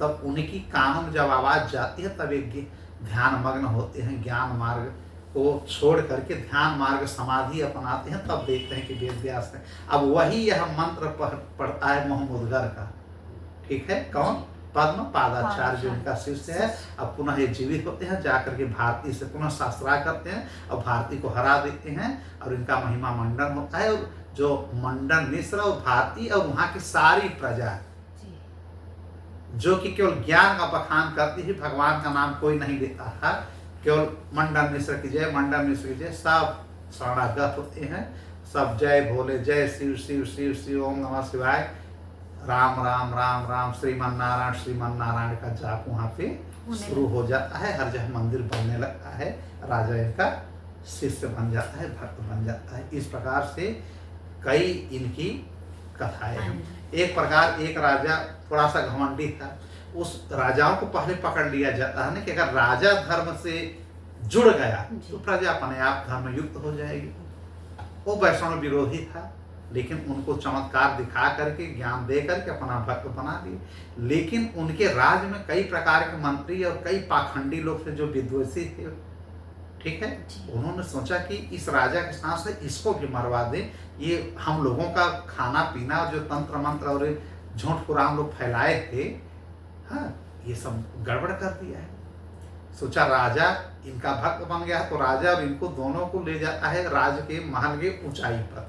सारे लोग मिलकर के, जितने ब्राह्मण होते हैं जो विद्वेषी होते हैं, ब्राह्मण भी विद्वेषी कहीं कहीं होते हैं ना भगवान के, तो सोचे कि इन दोनों को हम मरवाते, छत पर लेकर के जाते हैं और छत पे खड़ा करते हैं और देखते हैं, कहते हैं देख रहे हैं नदी का जल कितना तेजी से सैलाब बन करके आ रहा है। धरती है लेकिन हर जगह जल ही जल दिखाई देने लगा। राजा तो पगला गया कि मेरे पूरे राज्य में जल ही जल, और जल इतना बड़ा कि इतना बड़ा राजधानी, इतना बड़ा छत के ऊपर ले गए हैं, कई फ्लोर तल पे जल वहां तक पहुंच गया माया से। तो लोग मायावी थे, सारे लोग मिल करके, जितने लोग थे राज्य के विद्वेषी लोग सब मिल करके माया दिखाते हैं। और राजा समझ नहीं पाते हैं और बार बार इनसे कहते हैं आदि शंकराचार्य से, गुरुवर अब तो हम लोग मर जाएंगे। तो उन लोगों ने कहा कि आप लोग मरेंगे नहीं, देखिए एक नाव भी आ रही, माया से एक नाव दिखाई पड़ने लगी। इन्होंने कहा आप हमारे राजा हैं, आप राजा के गुरु हैं, पहले आप लोग बैठिए। अब माने यहाँ से अब देखिए नाव जैसे ये छत है और नाव बगल में हो गई। इन्होंने कहा पैर रखिए, छलांग लगा के नाव बैठ जाइए और आप लोग पहले पार हो जाइए। अब ये तो समझ गए। आज शंकराचार्य हंसने लगे, मुस्कुराने लगे। राजा इनका हाथ पकड़ा कि गुरुवर सही बात, पहले हम लोग राजा हैं, आप हमारे गुरु हैं, पहले हम लोग बच जाएं, हम चला लेंगे नाव का, आप भी चला लीजिए, पहले पार हो जाए। इन्होंने कहा नहीं नहीं राजन, एक राजा को और गुरु का यह धर्म है कि पहले प्रजा के हितों की रक्षा करें। अब जो ये हमारे ये लोग आने वाले हैं उपाय, इनका जीवित रहना पहले बहुत जरूरी है। जब यही नहीं जीवित रहेंगे तो इतनी बड़ी बड़ी बातें तो आएगा कौन। लोग जान गए कि माया से सब इन्होंने किया है। राजा से कहा कि आप आदेश दीजिए कि ये जितने ग्रुप के लोग हैं, ये 15-20 लोग जो ज्यादा बता रहे हैं, ज्ञान दे रहे हैं, इनको पहले नौका में आप बैठाइए। उन लोगों ने कहा नहीं नहीं हम नौका में नहीं बैठेंगे। तो राजा ने आदेश दिया सैनिकों से कि इन लोगों को नौका में बैठाया जाए।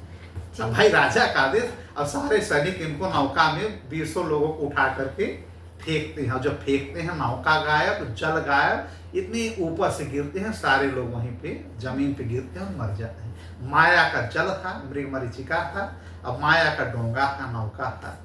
तब राजा समझ गया कि ये तो बहुत बड़े ज्ञानी हैं। ऐसे ऐसे इनके अनेकों चमत्कार हैं आदि शंकराचार्य जी के। फिर अंत में जाते हैं कहाँ पे, केदारनाथ में, ठीक है। वहीं पे इनका देहांत भी होता है 32 वर्ष की अवस्था में। जैसा कि मैंने बताया कि आदि शंकराचार्य ने चारों दिशाओं में, पूर्व पश्चिम उत्तर दक्षिण में 4 दिशाएं होती हैं ना, 4 आश्रम या 4 मठ का निर्माण किया। फिर से उसको रिवाइज करा दें कौन कौन। पहला जैसे जगन्नाथपुरी, यह कहाँ पे है, उड़ीसा में, जिसे गोवर्धन मठ कहा जाता है, ठीक है। और दूसरा द्वारका, ये कहाँ है, गुजरात में, जिसे शारदा मठ कहा जाता है, ठीक है। अब तीसरा मठ इनका कौन सा है, बद्रिकाश्रम, जो उत्तराखंड में है, ठीक है, जिसे क्या कहा जाता है, ज्योतिर्मठ कहा जाता है, ठीक है। 3 मठ हो गए। और एक मठ है रामेश्वरम।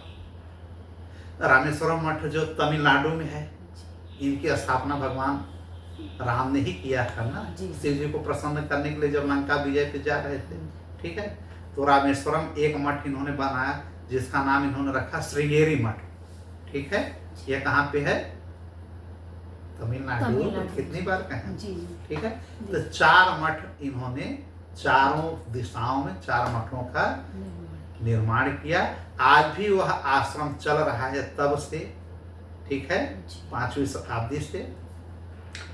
हाँ, और जो भी उस पीठ पे बैठता है, महंत बनता है, उसी को शंकराचार्य के नाम से आज भी जाना जाता है, जिसे यह माना जाता है कि भगवान शिव के ही यह अंश अवतार है, ठीक है। इस प्रकार से इन्होंने जबरन जो वैदिक धर्म से बाहर चले गए थे, ये और इनके भक्त और शिष्य मिल करके सबको वैष्णव धर्म से जोड़ते हैं, वैदिक धर्म से जोड़ते हैं। अब पुनः धर्म की स्थापना करते हैं अपने ज्ञान से, अपने विज्ञान से, अपने सिद्धि से, अपने चमत्कार से, ठीक है। इनकी कथा बहुत बड़ी है, लेकिन चलिए इतना काफ़ी है। सारे विधर्मियों को धर्म से जोड़ देते हैं, इसीलिए इनका अवतार हुआ था और 4 मठ का निर्माण कर दिए। जो बड़े बड़े संस्कृत में लिखे गए थे, सब गीता से लेकर के सब कुछ इन्होंने बड़े अच्छे ढंग से, जैसे ब्रह्मसूत्र हुआ, वेदांत हुआ और गीता पे 3 का भाष्य इन्होंने बड़ी सरलता से लिखा, ठीक है। इसी को भाष्य कहा जाता है जो इन्होंने किया है, ठीक है। तो बहुत कुछ इन्होंने भाष्य में लिखा। इस प्रकार से ये ज्यादातर भगवान राम का ही वैष्णव भक्त ही इन्होंने बनाया था। जो लोग बहुत लड़ते हैं कि नहीं मैं शंकर भगवान को जानता हूँ, उनको शंकर भगवान का मंत्र दे करके पुनः भगवान राम से ही जोड़ देते थे। पहले एक बार बनो तो सही भक्त, फिर वैष्णव संप्रदाय से जोड़ते थे। इनके काफी समय बाद आते हैं हमारे कौन? आदि शंकराचार्य के बाद आते हैं रामानुजाचार्य जी। जी। पहले शंकर जी जन्म लेते हैं, बाद में बलराम जी जन्म लेते हैं, ठीक है, महर्षि पतंजलि बन करके। बलराम जी माने शेषनाग, जी। लक्ष्मण जी, और उसके बाद फिर राम जी आते हैं रामानुजाचार्य बन जी। करके। सब कुछ सारे लोग ऐसे ही आते हैं। जी। अब हम कथा सुनाते हैं जो आपने कहा कि जो प्रतिमा से दूध पीने वाली, जी। संत नामदेव की कथा। संत नामदेव भगवान विष्णु के बहुत बड़े भक्त थे। इनके लिए विट्ठल देव के रूप में भगवान विष्णु प्रकट होते हैं। महाराष्ट्र में इनका जन्म होता है। किसका? नामदेव जी का। संत नामदेव जी का जन्म महाराष्ट्र के एक गांव में, उस गांव का नाम था नरसिंहवामनी गांव, जिला सातारा, जिला सातारा। किस सन में जन्म इनका हुआ था? 1270 ईस्वी में। 1270 ईस्वी में संत नामदेव महाराष्ट्र के सातारा जिले के नरसिंहवामनी नामक गांव में इनका जन्म होता है, जो कि दर्जी का काम करता है। बहुत गरीब रहते हैं ये लोग, बहुत गरीब। किसी प्रकार से इनके पिताजी वगैरह दर्जी का काम करके अपना रोजी रोटी चलाते हैं, ठीक है। इनकी कथा तो बहुत कथा है कि इनकी कितनी कथाओं को हम बताएं।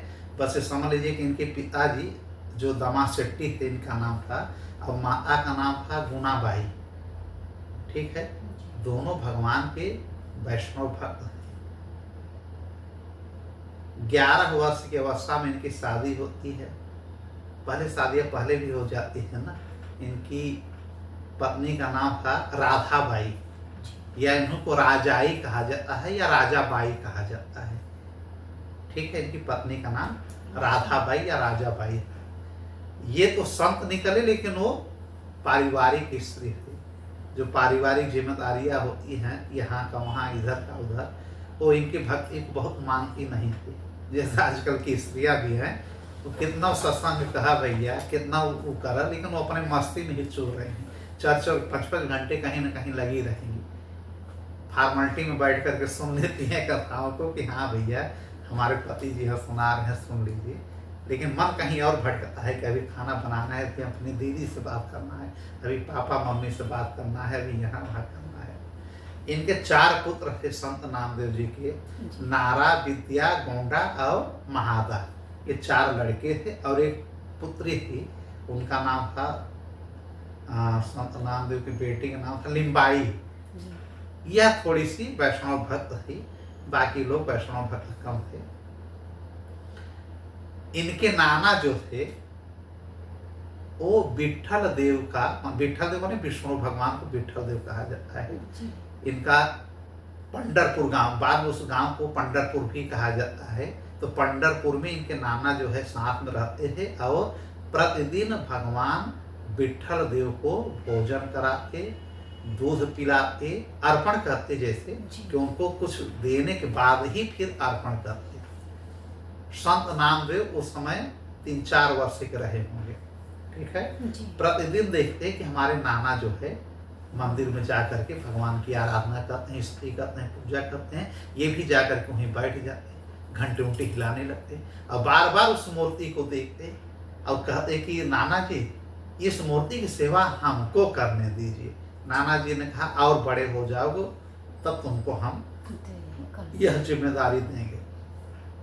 लगभग 5 वर्ष 6 वर्ष के हुए, ये जिद करने लगे नाना जी से अपने कि हम ही सेवा करेंगे।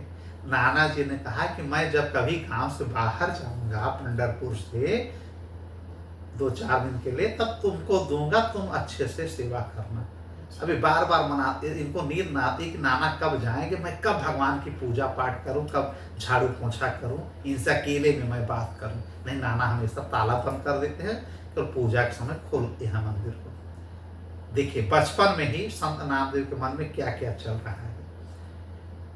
अब एक दिन नाना ने कहा कि 3 दिन के लिए मैं जा रहा हूं बाहर, अब तुम जिम्मेदारी लो, दूध इनको बिना पिलाए तुम पीना मत। उनके कहने का आशय था कि पहले इनको अर्पित कर देना, फिर पीना। भोजन इनके सामने रख देना, सुबह पहले दूध पिलाना, उसके बाद दोपहर में भोजन को दिखाना। अब भैया अब वो कह करके चले गए। इन्होंने कहा ठीक है, नाना जी ने कहा है कि इनको दूध पिलाने के बाद पीना है। अब ये लेकर के दूध सुबह से शाम तक बैठे हैं, काहे मूर्ति दूध पिए। अब मंदिर में बैठे हैं, विट्ठल देव को विट्ठल देव जय हो, विट्ठल देव जय हो, जय विष्णु भगवान, जय विट्ठल देव, जय विट्ठल देव, आइए दूध पीजिए, आइए दूध पीजिए। एक दिन हो गया, अब रात हो गया, जब दूध ही नहीं पिए तो भोजन प्रसादी कैसे ग्रहण कराएं। रात भर इनको नींद नहीं आई संत नामदेव बालक को। फिर दूसरे दिन लेकर के पहुंचते हैं, क्या नहीं दूध सुबह झाड़ू पोछा मंदिर का करते हैं। अब कहते हम आज पी लीजिएगा, हम मतलब नया नया मैं अभी पुजारी बन रहा हूँ, तो इसका मतलब ये नहीं कि आप हमारे हाथ से नहीं पिएंगे, आपको पीना पड़ेगा प्रभु। कौन कह रहा है? संत नामदेव। अब फिर दूध लेकर के उनके मुख में लगाते हैं और फिर रख देते हैं कि आकर के पी लीजिए। उनको यह लगता है कि ये आकर के पीते हैं, क्योंकि जब नाना मंदिर में पूजा करते हैं तो पर्दा लगा देते हैं, बाद में इनको बुलाते हैं कि आओ बैठो, तो पूछते पी लिया दूध? तो उन्होंने कहा हाँ इन्होंने पी लिया, अब ये प्रसाद सब पी लो, ग्रहण कर लो। तो इनको लगता है कि पहले भगवान इसको दूध को पीते हैं, तो भगवान दूध को अर्पण किया जाता है, ये इनके दिमाग में बैठ नहीं रही था। दूसरे दिन जिद करके बैठ गए, फिर मूर्ति को हिलाने डुलाने लगे, तो देख रहे मूर्ति मुस्कुरा रही, मुस्कुराने लगी मूर्ति। जैसा कहा गया है आजकल ना, लोग कहते हैं ना कि मूर्ति पूजा नहीं करनी चाहिए। मूर्ति पूजा का यहाँ हम एक एग्जाम्पल दे रहे हैं कि मूर्ति मुस्कुराने लगे। मूर्ति पूजा क्यों करनी चाहिए? क्योंकि भगवान स्वतः अपने रूप में तो कहीं मिलेंगे नहीं, इसलिए मूर्ति के रूप में ही उनका एक आकार होता है, और हम मानते हैं कि यह भगवान है, और उसी रूप में हम भगवान को ही आराधना करते हैं, निर्गुण रूप में, निराकार रूप में या साकार रूप में। जैसे भी पूजा करें, भगवान की पूजा करनी चाहिए। मंदिर में बैठ जाने से एक दिव्यता आती है, मन को शांति मिलती है, एक सकारात्मक भाव आता है। अब बुराइयां कम होती हैं, वहाँ अच्छाइयाँ ज़्यादा जागृत होती हैं कुछ पल के लिए, और वही पल अगर अपने हम हृदय में पटल पे हम विराजमान कर लें, वही हम ग्रहण कर लें, हमारा जीवन सुधर जाएगा। लेकिन मंदिर से बाहर आते ही ये भूत पिशाच या माया नगरी में हम लोग फंस जाते हैं। इसलिए मूर्ति की पूजा करनी चाहिए, उसका आपके अंदर सकारात्मक एनर्जी भी रहती है, भगवान के प्रति एक रास्ता बना रहता है। यहाँ से जाने के बाद जिस महल में जाएंगे, जिस लोक में जाएंगे, कम से कम यार वहाँ के लिए कुछ हमको बनाना चाहिए। मैं बार बार यह बात करता हूँ। अब दूसरे दिन भी मूर्ति हंसी, लेकिन कुछ दूध पिया नहीं। कभी नाराज होकर के जाते हैं, पुनः लेट जाते हैं। रात्रि के समय रात भर प्लान बनाते हैं कि अब नाना आएंगे तो मैं नाना से क्या जवाब दूंगा, कि मैं कितने समय से उनको घेर घेर करके कि मैं मंदिर में पूजा करूंगा, मैं मंदिर में पूजा करूंगा, लेकिन अब बताइए हमसे दूध ही नहीं पी रहे हैं बालक समझ करके। फिर तीसरे दिन जाते हैं तो एक हाथ में दूध का कटोरा, एक हाथ में चक्कू तलवार लेकर के नामदेव, और जाते हैं दूध रखते हैं। अब कहते हैं ऐसा है, बहुत आप ड्रामा कर चुके विट्ठल देव, चलिए इस दूध को पहले पी लीजिए, इस दूध को पी लीजिए। नहीं, चक्कू तलवार देख रहे हैं ना, आप तो मारेंगे तो लगेगा नहीं, आप पत्थर के हैं, पत्थर की मूर्ति आपकी, पत्थर का आपका हृदय हो गया है। नाना से दूध पीते हैं, हमसे ड्रामा दिखा रहे हैं, तो आपको नहीं, मैं अपने हाथ को काट लूंगा, अपने गर्दन को काट लूंगा। चलिए शांत होकर के पीजिए, शांत होकर के। अब बैठ जाता है, कहते हैं पी रहे हैं कि तलवार से मैं अपने गले को काट दूं। भगवान प्रकट हो जाते हैं, विट्ठल देव, विष्णु भगवान हमारे वहीं प्रकट हो जाते हैं। अब प्रकट हो जाते हैं और मुस्कुराते हैं, कहते हैं नहीं मैं दूध पीऊंगा। फिर कटोरा उठा करके पी लेते हैं, थोड़ा सा छोड़ देते हैं कि इसको प्रसादी बांट देना। उन्होंने कहा तो बताइए, भय दिखाने के बगैर आप भी प्रीत नहीं करते, अब हमको दिखाना पड़ा जब, तब आप ये, अब ऐसा ड्रामा नहीं चलेगा। प्रतिदिन आकर के पी लिया कीजिए, ठीक है, 2 दिन से मैं भी कुछ नहीं खाया हूँ। इन्होंने कहा जाकर के भोजन ग्रहण करो, आज तीसरा दिन हो गया है, कल तुम्हारे नाना भी आ जाएंगे। कहा हाँ, तो नाना आ जाएंगे तभी भी कोई आप ऐसा बात न करिएगा, अब ये नियम प्रतिदिन लागू रहना चाहिए, आप आकर के पी लिया कीजिए, नहीं नाना हमारे क्या सोचेंगे। भगवान ने कहा अच्छा ठीक है जाओ खाना पीना खा लो, अब हमको भोजन लाने की जरूरत नहीं है। अभी जा करके 3 दिन के भूखे रहते हैं, खूब भोजन करते हैं, अब किसी से बताते भी नहीं है, सोचते हैं प्रतिदिन आकर के पीते थे दूध। रोज एक काम। अब चौथे दिन जब 3 दिन हो गया, 4 दिन पे आते हैं इनके नाना। अब कहते हैं सेवा बड़े अच्छे से किए हो ना, कोई पहले वहाँ पे दुग्ध अर्पण किए हो ना, पूजा पाठ पहले सही से किए हो ना। कहा हाँ, दूध में पिला करके तब पीता है, तब पिला करके हाँ आकर के पीते थे।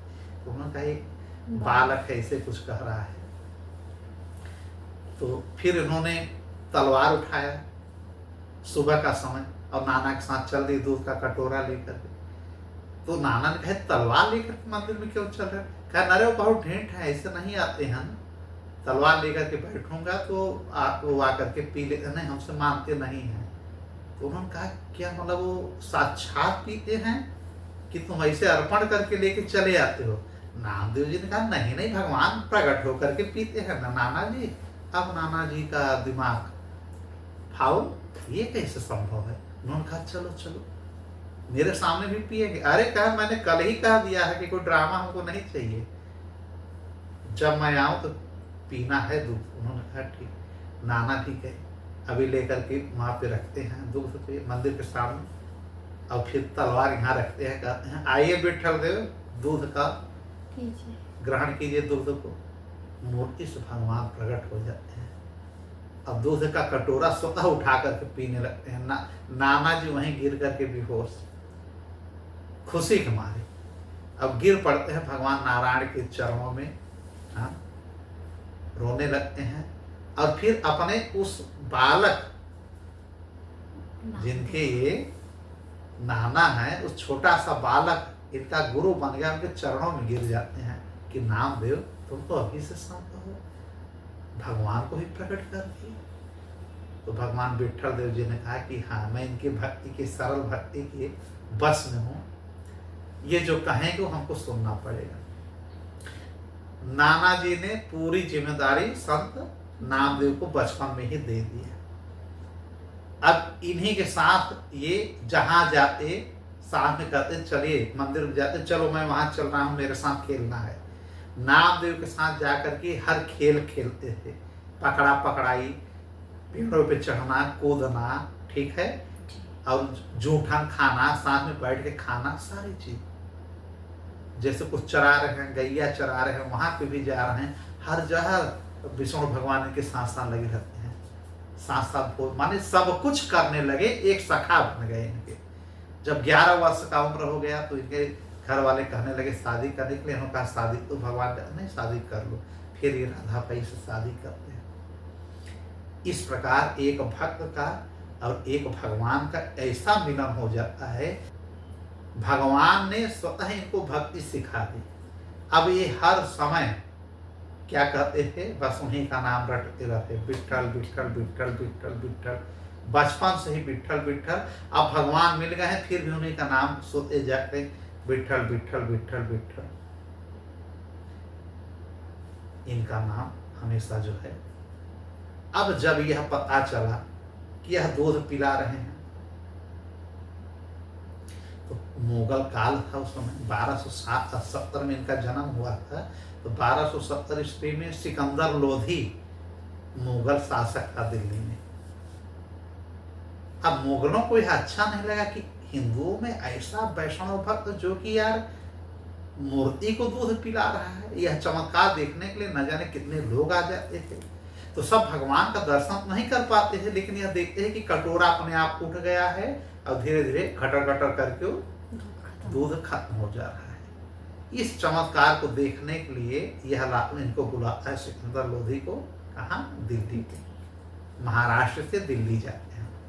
ये भगवान के संत भक्त जाते हैं, कहते हैं महाराजा आप तो महाराज हैं लोगों के, आपने मुझको क्यों बुलाया?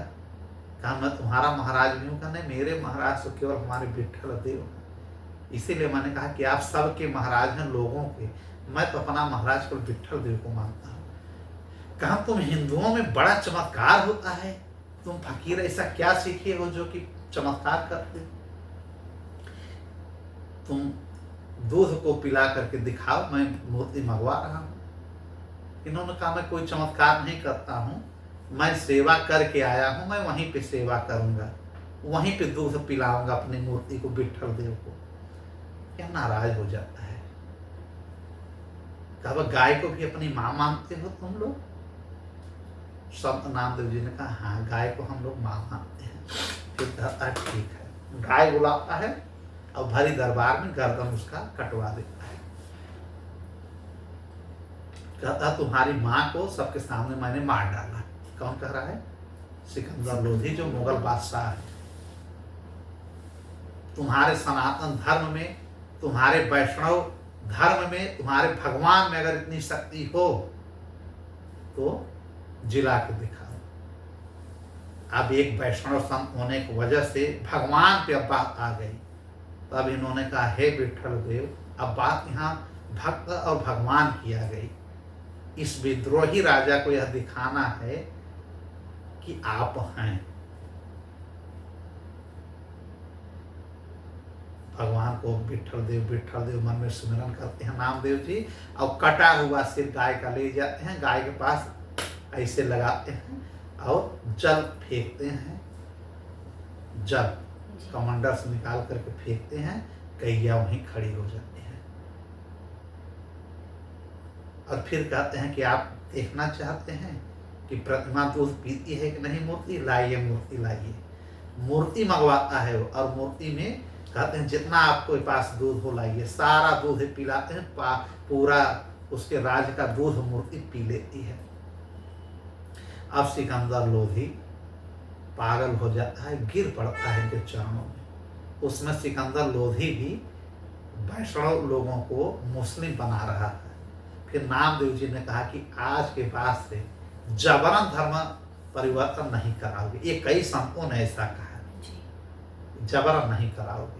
उसने कहा प्रभु मैं नहीं कराऊंगा। इनसे डर गया कि ये तो कुछ भी कर सकते हैं, मेरे पूरे राज्य का दूध ही पिला दिए एक छोटी सी प्रतिमा में,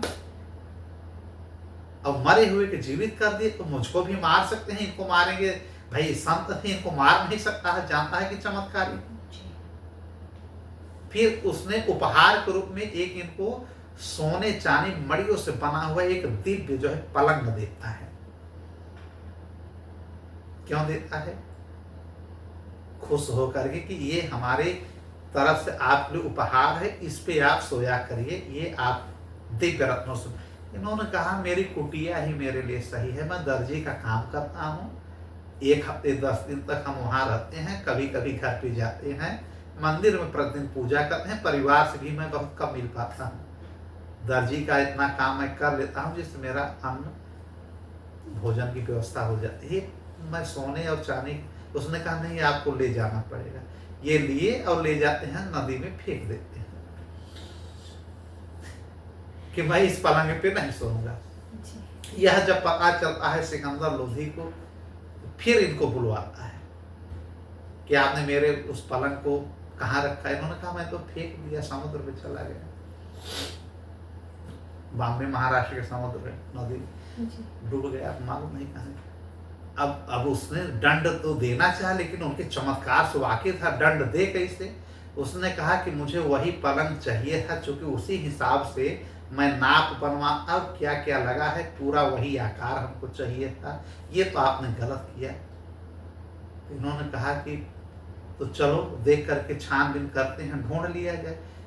फिर सिकंदर लोधी के साथ जाता है मुंबई, महाराष्ट्र जाता है।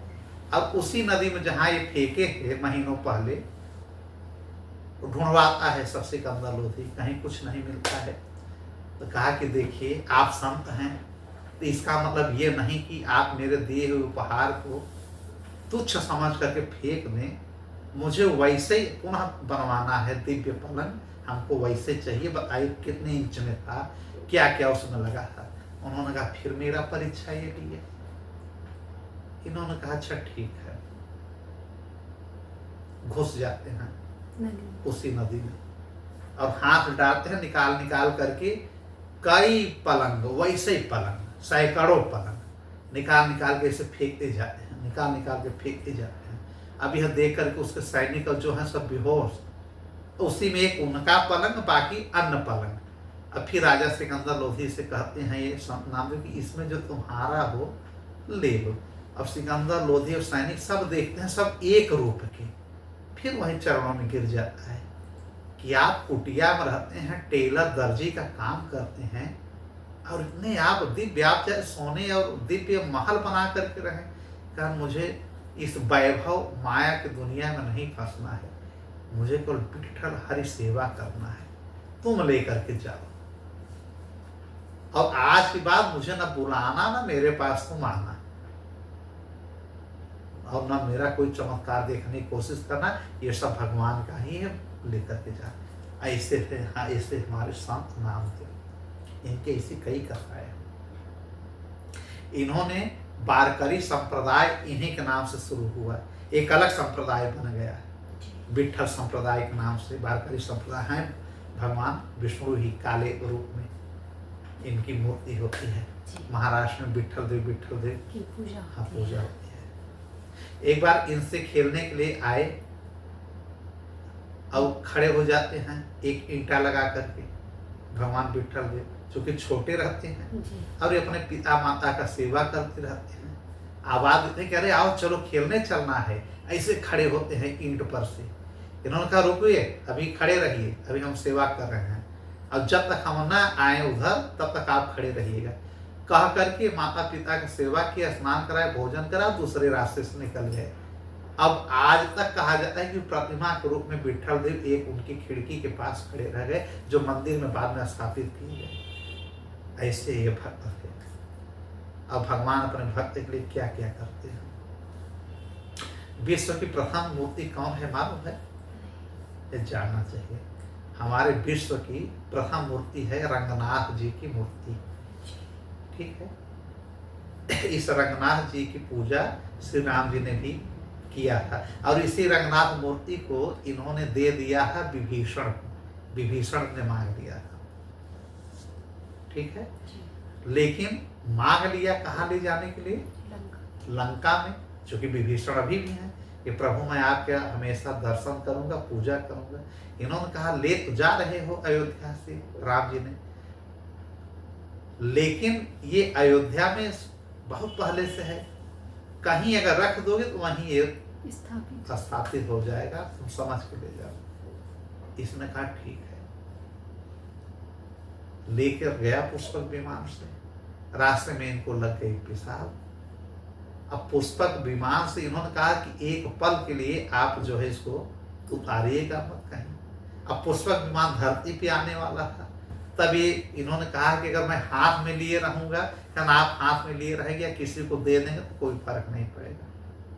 लेकिन हाथ में लेकर के रंगनाथ भगवान माने नारायण भगवान की प्रतिमा को जैसे लेकर के धरती पर उतरता है श्री रंगम में, ठीक है, और वैसे इतना वजन बढ़ जाता है, भगवान नहीं चाहते कि हम भारतवर्ष से कहीं और जाएं, ये वहीं पे रख देता है और जान जाता है कि भगवान की जाने की इच्छा नहीं है। और आज भी रंगनाथ की मूर्ति वहाँ पे वो है, रंगनाथ मंदिर है श्री रंगम में, और आज भी विभीषण सबसे पहले आकर के वहाँ की पूजा करता है। चूंकि भगवान से जब कहा ना कि भगवान मैं आपकी पूजा करने के लिए ले जा रहा है, एक कैसी आपकी माया, इन्होंने कहा कि ऐसा है कि मेरी खुद इच्छा है कि मैं अपने ही भारतवर्ष में रहूं,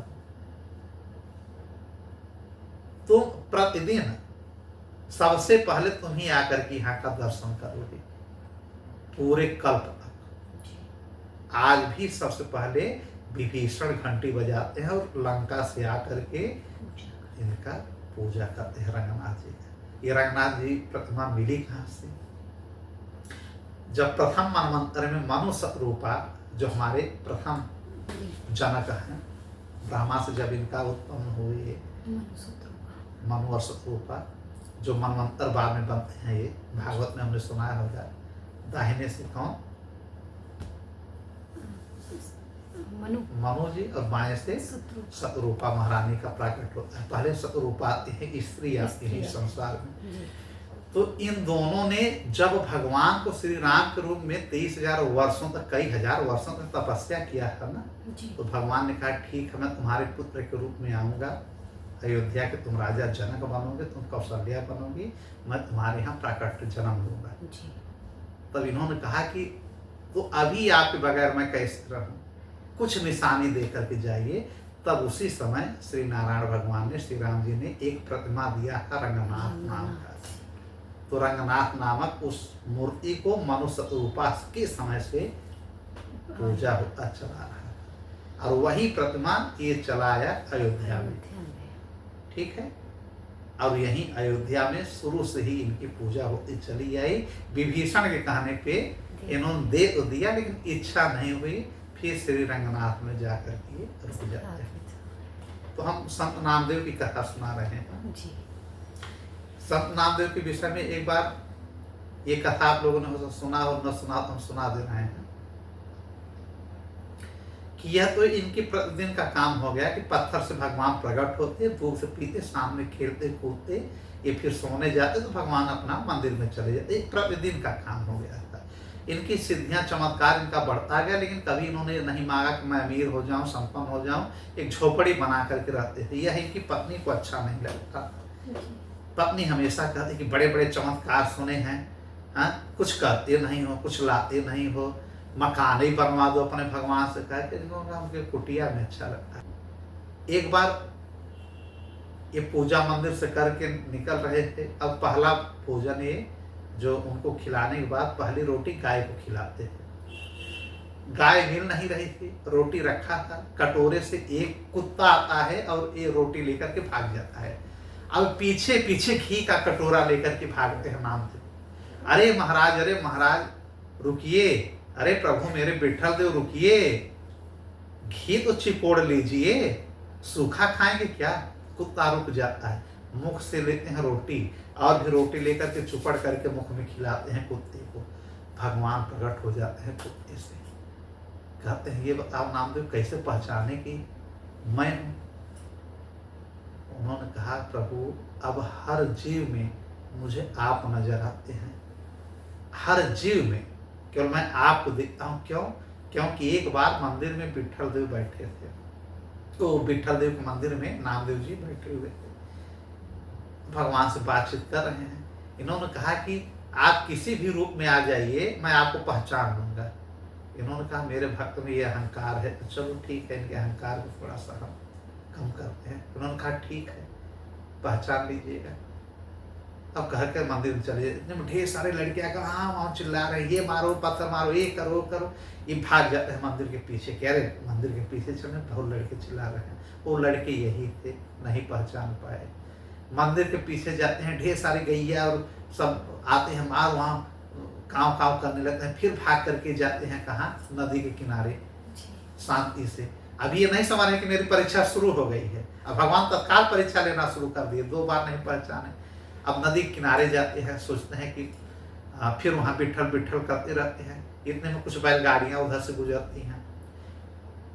अब बैलगाड़ियाँ जाते हैं तो बैल वहाँ रंभाते हैं, फिर इनकी जो है व्यथित हो जाते हैं भजन करने में।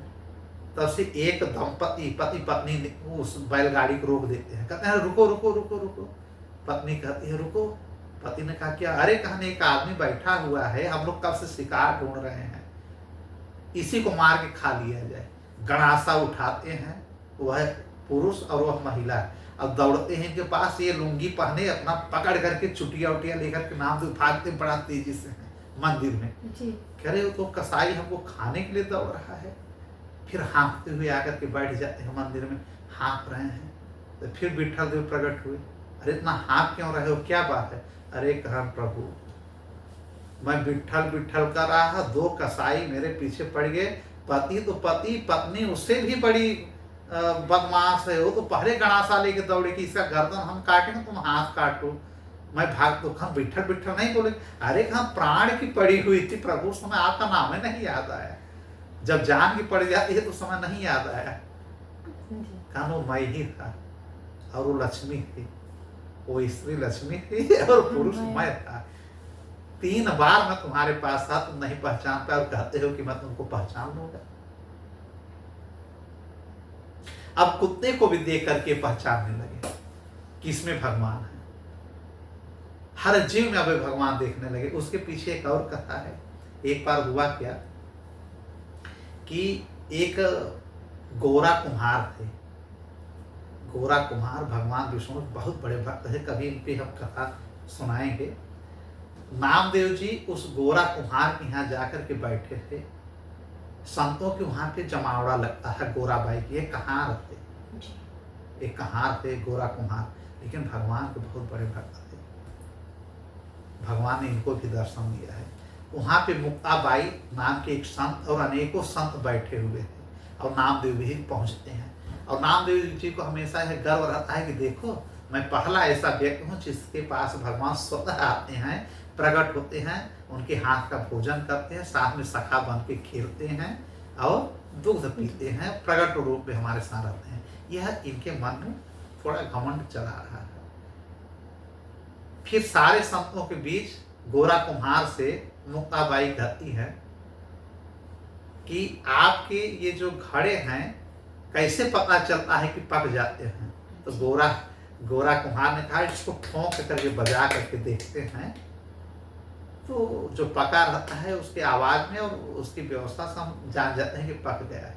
तो एक इन्होंने मटके को उठाया। मुक्ताबाई ये भगवान की संत थी, बहुत बड़ी भक्त थी। उस मटके को उठा करके नामदेव के सिर पे दे मारी, जोर से पटक दी। अब नामदेव चिड़चिड़ा गए, ये कौन सी बात है, हमारे सर पे मटका फोड़ रही हो? हाँ, तब उन्होंने इनसे न कुछ कह करके संतों को इशारा करके मुक्ताबाई ने और गोरा कुम्हार से कहती हैं यह अभी कच्चा है, पका नहीं है। तो नामदेव जी ने सोचा कि मटके को कह रहे हैं कि हमको करो। सारे संत हंसने लगे। गोरा कुम्हार ने भी कहा और अन्य संतों ने भी कहा कि हाँ अभी यह कच्चा है। तो नामदेव जी ने कहा किसको कह रहे हैं? कहा मतलब इस घड़े को भी कहा जा रहा है और तुमको भी कहा जा रहा है, तुम भी अभी कच्चे हो। यह बात इनको खल गई। यह जाते हैं मंदिर में बैठते हैं, कहते हैं विठल देव जी पहले आप आइए हमारे। वो भी आकर के इनके सामने बैठ जाते हैं। भगवान विष्णु कहते हैं बताओ क्या बात है, आज बड़े नाराज जैसे दिख रहे हो। इन्होंने कहा नामदेव जी ने कि मैं इतना सिद्ध पुरुष, ऐसा कौन है संसार में इस वक्त जो कि जिसके पास आप खुद जाकर के बैठते हैं? कोई है अभी क्या? कहा नहीं आप ही हैं। कहा जब मैं और आप आपस में खा रहे हैं, आप दर्शन दे रहे हैं, बड़े बड़े ऋषि मुनि और बड़े बड़े संत हैं जिसको आप स्वप्न में दर्शन नहीं देते हैं, आप मेरे साथ खेल रहे हैं, दूध पी रहे हैं, साथ चल रहे हैं और सबको मालूम है। तो मैं आपका इतना बड़ा भक्त हूँ, इतना बड़ा भक्त कि कोई नहीं है, फिर भी आज मेरी हंसी उड़ गई संतों के समाज में। गोरा कुम्हार की यहाँ अब वो तो सब जान है। और मुक्ताबाई ने हम सारे संतों ने हमको भी कहा कि मैं कच्चा भक्त हूँ, मेरा परीक्षा लिए। उन्होंने कहा कि आप बताइए कि मैं कच्चा हूँ कि पक्का भक्त हूँ? तो हंसने लगे भगवान विठल देव। उन्होंने कहा कि हाँ संतों ने गलत नहीं कहा, अभी नामदेव तुम कच्चे संत हो और कच्चे भक्त हमारे हो। कहा फिर आप हमको तो दर्शन देते हैं। कहा दर्शन देना अलग की बात है, अभी आपने गुरु नहीं बनाया है, गुरु का सद्गुण और सद्विचार और उपदेश नहीं सुना है, बगैर गुरु के डायरेक्ट हमसे आप मिल लिए हैं, इसलिए आप कच्चे हैं। मैंने उन लोगों को दर्शन नहीं दिया है सबको, लेकिन वो लोग गुरु के माध्यम से हमको जपते हैं। तो चाहे मुझे निराकार समझें, चाहे जैसे समझें, चाहे आकार साकार में समझें, गुरु के माध्यम से आए हैं, इसलिए लोग पक चुके हैं। अब इनको ये लगा कि यार ये तो मैं सही कह रहा है, मैं पक्का भक्त कैसे बनूंगा, किससे गुरु दीक्षा लूँ? आप ही बताइए। भगवान ही बताते हैं विठल देव कि चले जाइए जंगल में, एक भगवान भोलेनाथ का मंदिर है, ठीक है, वहाँ पे एक विशोबा खेचार नाम के संत है। कौन सा नाम है? विशोबा खेचार। नाम के एक संत हैं, उनको अपना गुरु बना लो और उनसे उपदेश सुनो, तब तुम पक्के भक्त बन जाओगे, पक्के संत बन जाओगे।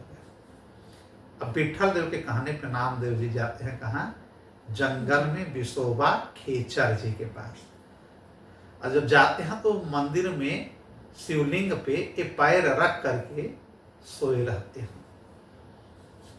विसोबा खेचर जी दोनों पैर शिवलिंग पे रखे हैं और ये खराटा लेके सो रहे हैं। तो लोगों से पूछा कि विसोबा खेचर कौन है?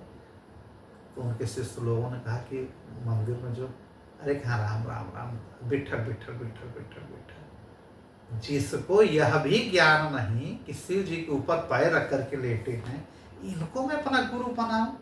विट्ठल देव को क्या हो गया है? ऐसे आदमी के पास हमको भेजे हैं जिनको इतना भी नहीं पता कि धर्म अधर्म होता क्या है, पाप पुण्य होता क्या है। ये तो पाप कर रहे हैं। भगवान शिव जी के ऊपर आइए अपना पैर रखे हुए हैं। यह सब सोच कर उनके पास जाते हैं, कहते हैं कि आप ही हैं विसोबा खेचर? इन्होंने कहा हाँ, विसोबा खेचर मैं ही हूँ, बताओ।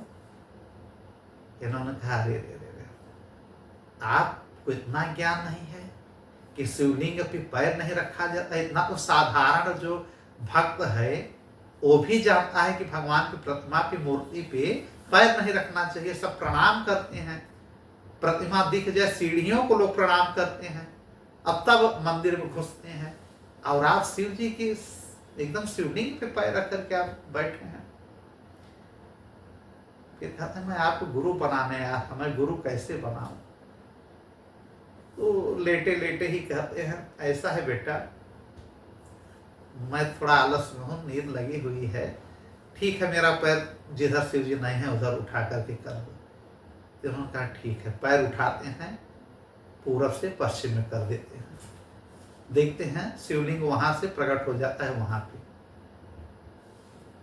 फिर इन्होंने सोचा कि हाँ ये क्या, फिर उठा के चारों दिशाओं में इनके पैर को उठा उठा करके वो संत नामदेव जी करते हैं। लेकिन जिधर इनका पैर पड़ता है उधर भगवान भोलेनाथ शिवलिंग के रूप में प्रकट होते रहते हैं। चारों तरफ इनके सिर को घुमा दिया, कई चक्कर लग गया। अब संत नामदेव जी समझ गए कि ये बहुत पहुंचे हुए सिद्ध पुरुष हैं। फिर चरणों में गिर जाते हैं कि हे गुरुदेव, मुझे अपना भक्त बना लीजिए। तभी बैठते हैं, मुस्कुराते हैं। विसोबा खेचर जी इनको अपना शिष्य बनाते हैं। अब कहते हैं उपदेश जब ये मांगते हैं, कहते हैं कि आज से आपका नाम नामदेव नहीं रहेगा, संत नामदेव रहेगा। संत नाम उन्होंने जोड़ दिया और कहा उपदेश के रूप में यह जानो कि कण कण में, हर जगह, हर व्यक्ति में भगवान विट्ठल देव हैं। कहाँ कहाँ? कण कण में, हर इंसान, हर जगह और हर जीव में। इंसान ही नहीं, हर जीव में, चाहे जिस योनि का हो, पेड़ पौधों तक में भगवान का वास है। बस इतने उन्होंने गुरु मंत्र और गुरु दीक्षा केवल कहा कि विट्ठल विट्ठल कहा करो, यह गुरु दीक्षा उन्होंने दे दिया। वो विट्ठल विट्ठल पहले से ही कहते थे, वही गुरु दीक्षा पा गए। और कहा कि हर कण कण में, हर जगह, हर समय और हर जीव में, हर चराचर में भगवान विट्ठल ही हैं। तब से ये हर जगह देखने लगे। चाहे गधा दिखे उसको प्रणाम करते,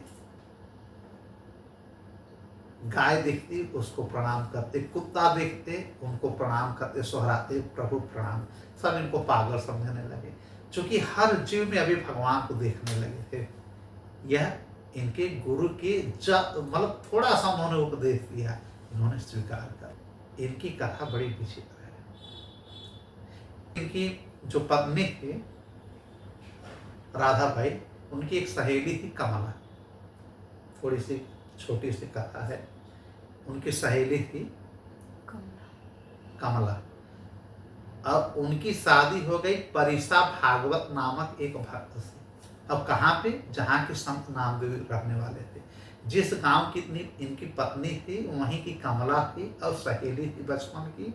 जहाँ इनकी शादी हुई वहीं कमला की भी हो गई। ये भगवान विट्ठल के भक्त थे और कमला के पति थे किसके भक्त? नहीं, देवी माँ के, दुर्गा के। जी ठीक है। जी तो उनको कहा जाता है परिसा भागवत। क्यों? क्योंकि उनको पारस मणि एक दुर्गा माँ ने आशीर्वाद स्वरूप दे दिया था। अब वह भक्त इन्हीं के पड़ोस में रहता है, बहुत बड़ा बड़ा महल खड़ा कर दिया, मार पैसा सोना चांदी। वो भक्ति कम करता, हीरा जवाहरात पहन करके बड़ा अच्छा अच्छा कुर्ता पहन करके लोगों को दान दक्षिणा करता और खूब घूमता टहलता। इनकी पत्नी कई बार बोली संत नामदेव की कि देख रहे हो पड़ोस में हमारी सहेली हमारे साथ, हम घर से संपन्न है, यहाँ आकर के मैं गरीब बन गई। तुम भगवान के इतने बड़े भक्त बने हो, अरे कुछ उनसे मांग लो, सबको देते हैं, इतने बड़े सेठ बन गए हैं, उनके पास पारस मणि, कई कुंतल प्रतिदिन स्वर्ण निकालते हैं, लोगों में दान करते हैं, अरे कुछ तो ले लो। उन्होंने कहा ये सब मत बोला करो, केवल विट्ठल विट्ठल कहो। कहकर चले जाते दर्जी का काम करने नामदेव। अबे गुस्सा आती कि भड़का विट्ठल विट्ठल, जब देखो जैसे आजकल की पत्नियां करती हैं, भड़का भक्त बना है, अरे कुछ गलत सलत करो, कुछ पैसा लाओ, बच्चों को परिवार को चलाओ। यही रूप उनकी पत्नी का था संत नामदेव के, राजाई का, राधाबाई का। अब ये जाती हैं कमला के पास से, जब देखते हैं कि इनके पति है नहीं, संत नामदेव कई दिन के लिए चले गए हैं, और कहती हैं कि ये बताइए तुम इतनी अमीर हो कमला, मैं इतनी गरीब हूँ, कभी मांगती ही नहीं, तो मेरी बचपन की सहेली हो, ये लो पारस मणि, ले जाओ घर में जितने लोहे हैं सबको रगड़ो, सब सोने बन जाएंगे, छुआना है क्यों जी। सब स्वर्ण बन जाए, बाद में हमको पारस मणि लौटा देना। इसने कहा बहुत बढ़िया है, मांगना भी नहीं हुआ और मेरे पति नाराज भी नहीं होंगे कि मैं मांग के नहीं लाई हूँ, स्वतः मैं घर में पैदा कर दी हूँ स्वर्ण को। तो संत नामदेव की पत्नी राधाबाई लाती है कमला से पारस मणि और अपने घर में जितने लोहे की वस्तुएं थी सबको छुआ देती है और सब सोना बन जाता है। पारस मणि का गुण, ठीक है।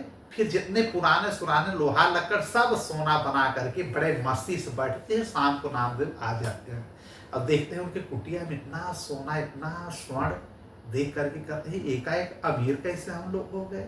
इन्होंने कहा भगवान के सब माया, सब आपके विट्ठल देव जी ने दे दिया। इन्होंने कहा नहीं नहीं सच बताओ, झूठ मत बोलो। तब इन्होंने कहा कि क्या करें, आपका जो दोस्त है वो पारस मणि वो पाए हुए हैं परिसा भागवत, अब हमारे वो उनकी पत्नी कमला हमारी सहेली हैं, उनसे मैं पारस मणि लेकर के आया। अब मांगे नहीं हूँ, उन्होंने खुद दिया है, स्वाभिमान से मैंने समझौता नहीं किया है, और पारस मणि से मैं अपने घर के सब चीज़ों को मैंने सोना बना दिया है। इन्होंने एक बैलगाड़ी मंगवाया, सारे सोने सहित उस पारस मणि को ले गए नदी में फेंक दिया। अब जब कमला आकर के इनसे पारस मणि मांगती है तो रोने लगते हैं कि क्या बताएं हमारे, अब उससे अधिक कमला रोने लगती है। दोनों सहेलियां रोती हैं, वो रोती है कि मेरा पति मुझे अब मारेगा, घर से निकाल देगा, आपका पति तो पागल है, आया हुआ धन ठुकरा रहा है, ये इसको वैष्णव भक्त नहीं कहा जाता है, ये पागल है, मेंटल हो चुका है, इसके साथ कैसे जीवन व्यतीत कर रही हो। तो उन्होंने कहा तो ठीक है, लेकिन अब मैं करूं क्या, अब ये बताइए मैं तुम्हारे दुख में कैसे शामिल हूँ, तुम्हारे पति आएंगे तो हमको बताना, हम समझा देंगे कि मेरे पति ने। अब उनके पति जब आते हैं, जब जानते हैं कि पारस मणि जो है लेकर के ये फेंक आए हैं, अब दोनों में कहा सुनी हो जाती है, एक माँ दुर्गा के भक्त और एक विट्ठल विष्णु भगवान के भक्त। कहते हैं कहाँ फेंका है, ले चलो दिखाओ, ये ले जाते हैं नदी के किनारे। संत नाम कहते हैं इसी में मैंने डाल दिया है, अब थोड़ा सा पत्थर है, कहाँ दिखेगा तुम्हारा। फिर काफी ये ज्ञान देते हैं नामदेव जी, ब्रह्म ज्ञान, कि कुछ नहीं है, इसके पीछे मत पड़ो, इस ऐश्वर्यता के चक्कर में, इस लक्ष्मी के चक्कर में तुम भक्ति भूल गए हो। पहले तुम दुर्गा के भक्त थे, अब नहीं हो। जब से पारस मणि पा गए हो तब से धन्ना सेठ बन गए हो, अब सेठ बन करके भक्ति भूल गए हो, तुम यही दान करते हो, भूल जाओ उसको, जो हुआ अच्छा हुआ। ये कहता है हमको ज्ञान मत दीजिए, हमको मेरा पारसमणि चाहिए। मैं मार नहीं रहा क्योंकि तुम भी भगवान के भक्त हो, मैं देवी भक्त हूँ, लेकिन होने लगता है कि मुझे चाहिए। भीड़ लग जाती है नदी किनारे। फिर कहते हैं चलो ठीक है, जाता हूँ, लाता हूँ ढूंढ करके। संत नामदेव जाते हैं एक झोला लेकर के, जितनी बार पत्थर उठाते हैं वो पारसमणि ही रहता है। पूरा झोला भर के लाते हैं, उसके पास गिरा देते हैं। किसके पास? परिसा भागवत, जो उनकी सहेली के पति थे। अब इतना पारसमणि देख करके वो तो पागल हो जाता है। अब कहते हैं जो तुम्हारा पारसमणि को ले लो। कितनी बार इन्होंने अपना चमत्कार नामदेव जी ने दिखाया, इनके चरणों में गिर जाता है। परिसा भागवत इनका शिष्य बन जाता है। किसका? संत नामदेव का। अब कहता है मुझे कुछ नहीं चाहिए, मैं दुर्गा माँ के साथ साथ अब विट्ठल भगवान विष्णु का भक्त बन जाऊंगा। ये भी है जो कमला माँ सोना चांदी पहन करके बैठती थी, साधारण साड़ी पहन करके वो भी मंदिर में पूजा पाठ करने लगी। भाई पति ही जब बदल गया, चेंज हो गया, वैष्णव भक्त बन गया, सारी ऐश्वर्यता के उन लोगों ने छोड़ दिया और विट्ठल कहने लगे। संत नामदेव जी ने बहुत लोगों को बदल दिया। एक बार एकादशी का समय था। एकादशी के दिन भोजन इनके यहाँ नहीं बनता था। अब कोई ब्राह्मण भी आ जाए तो ये भोजन नहीं कराते थे। ब्राह्मण बन करके स्वतः नारायण भगवान एकादशी के दिन इनके यहाँ आते हैं और कहते हैं बहुत जोरों से हमको भूख लगी है। मैं गांव में आया है, गांव वालों ने कहा कि संत नामदेव हैं, वही सबसे अच्छे भक्त हैं भगवान के, इसलिए मैं आपके पास आ गया, मुझे भोजन ग्रहण कराइए। इन्होंने कहा देखिए ब्राह्मण देव, आज एकादशी है, मेरे घर पे चूल्हा नहीं जला है, अन्न नहीं, कुछ नहीं मिलेगा यहाँ पे भोजन के रूप में। इन्होंने कहा अन्न दे दीजिए, मैं बना लूँ। इन्होंने कहा अन्न दान भी आज के दिन नहीं करेंगे, हम कल करेंगे, आज नहीं। आज एकादशी है, आज न दान करेंगे न भोजन आपको ग्रहण करा पाएंगे। अब सुबह से शाम तक भगवान परीक्षा लेने बैठे हैं, बार बार गिर रहे हैं, जमीन पे लौट रहे हैं ब्राह्मण के रूप में। कहते अरे भगवान, हे भगवान, मैं मर जाऊंगा, एक ऐसा नामदेव भक्त बनता है, एक ब्राह्मण को भोजन नहीं करा रहा है, मैं किसी और के घर खा नहीं पाऊंगा, मैं ब्राह्मण, शुद्ध ब्राह्मण हूँ, मैं भक्त के घर ही खाता हूँ, मैं अब मर जाऊंगा। दोपहर होते होते ये मरने की एक्टिंग करते हैं और शाम तक मर जाते हैं। क्या मेरा आखिरी समय चल रहा है, मुझे भोजन करा दो या अन्न दो, मैं खाना बना लूंगा। इन्होंने कहा आज नहीं, कल नहीं, कहा मैं मर जाऊंगा। अब करते करते ब्राह्मण देव संत नामदेव की कुटिया के पास मर जाते हैं। अब जब संत नामदेव जी देखते हैं कि एक ब्राह्मण हमारे यहाँ एकादशी के दिन मर गया, मुझे ब्रह्म हत्या लग गई। सारे गांव वाले आते हैं, गांव में भाई विरोधी भी रहते हैं ना, सारे पंढरपुर के लोग आते हैं, पांडुरंगा वहाँ कहा जाता है। ये लोग आते हैं और कहते हैं कि अरे छी छी छी, कैसे भगवान के भक्त हो, तुम नहीं खाए ठीक है, ब्राह्मण को भोजन करा देते, अब ब्राह्मण की हत्या लग गई, ब्रह्म हत्या न, और उसके बाद अन्न भी दे सकते थे, आटा वोटा मांग रहे अपना तो इन्होंने कहा मुझसे भूल हुई कि एक ब्राह्मण की हत्या मेरे मार्फत से हो गई है, इस भूल का सुधार मैं स्वतः करूंगा। चिता सजवाते हैं, ले जाते हैं नदी किनारे इनको जलाने। तो भगवान सोचते हैं कि मुझको जला भी देगा यार ये आदमी। तो लोगों ने कहा कि ये तो अच्छा काम कर रहे हो, लेकिन इससे मुक्ति कैसे मिलेगी, पापी तो बन ही गए हो। तो संत नामदेव जी ने कहा कि मैं इनके साथ, ब्राह्मण के साथ स्वतः जल जाऊंगा, ब्राह्मण हत्या का बोझ लेकर मर जीवित नहीं रहूंगा। और बना धोती पहनते हैं, सब तिलक उलक लगाते हैं, जो दाह संस्कार अंत्येष्टि क्रिया की प्रक्रिया होती है सब कर करके अग्नि लेकर के स्वतः जाते हैं चिता में बैठने। तो भगवान कहते हैं कि तू सच में हमको भी मार डालेगा और खुद मर जाएगा। फिर चिता से उठ जाते हैं, कहते हैं मैं तुम्हारे भक्ति से, निष्ठा से बहुत प्रसन्न हूँ, जो मांगना हो मुझसे मांग लो, मैं विट्ठल देव हूँ। इन्होंने कहा प्रभु ऐसी परीक्षा आप लेते हैं, कहा मांग लो जो मांगो। कहा बस आप में हमारी भक्ति बनी रहे, मैं वैष्णव प्रचार करता रहूं, बस यही। ये बहुत बड़े गायक भी थे और कवि भी थे, संत नामदेव। इस प्रकार से घूम घूम करके ये अपना लोगों को उपदेश भी देते थे और भगवान से जोड़ते भी थे। अब कई ऐसा चमत्कार दिखाया कि लोग इनके भक्त बनते चले गए। एक उस क्षेत्र का एक धनी राम करके एक सेठ था, उसको अपने धन का बड़ा अहंकार था। एक तूला पे स्वतः बैठ जाता, तूला दान करता है, और एक तूला पे स्वर्ण मुद्रा, और सबको बांटता है। वैष्णव संतों को ढेर सारा बैठता और सभा लगता और सबको बांटता। महीने में एक बार ये सब करता है, इतना पैसा था। लेकिन एक दिन सबसे कहने लगा कि सबसे बड़ा दानी तो मैं ही हूँ इस समय।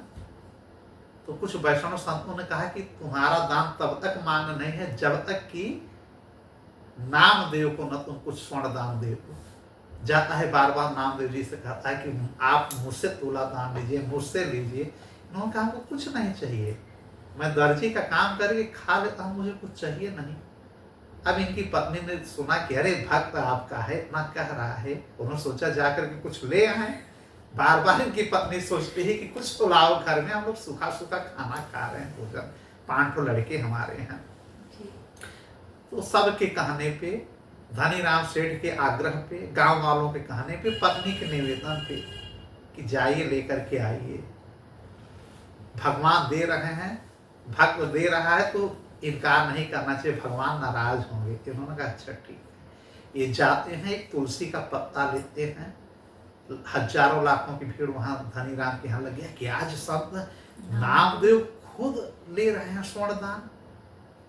कभी आज तक 1 रुपए इन्होंने किसी से नहीं लिया, एक मुद्रा नहीं लिया, आज ये ले रहे हैं, वाह चलो देखा जाए।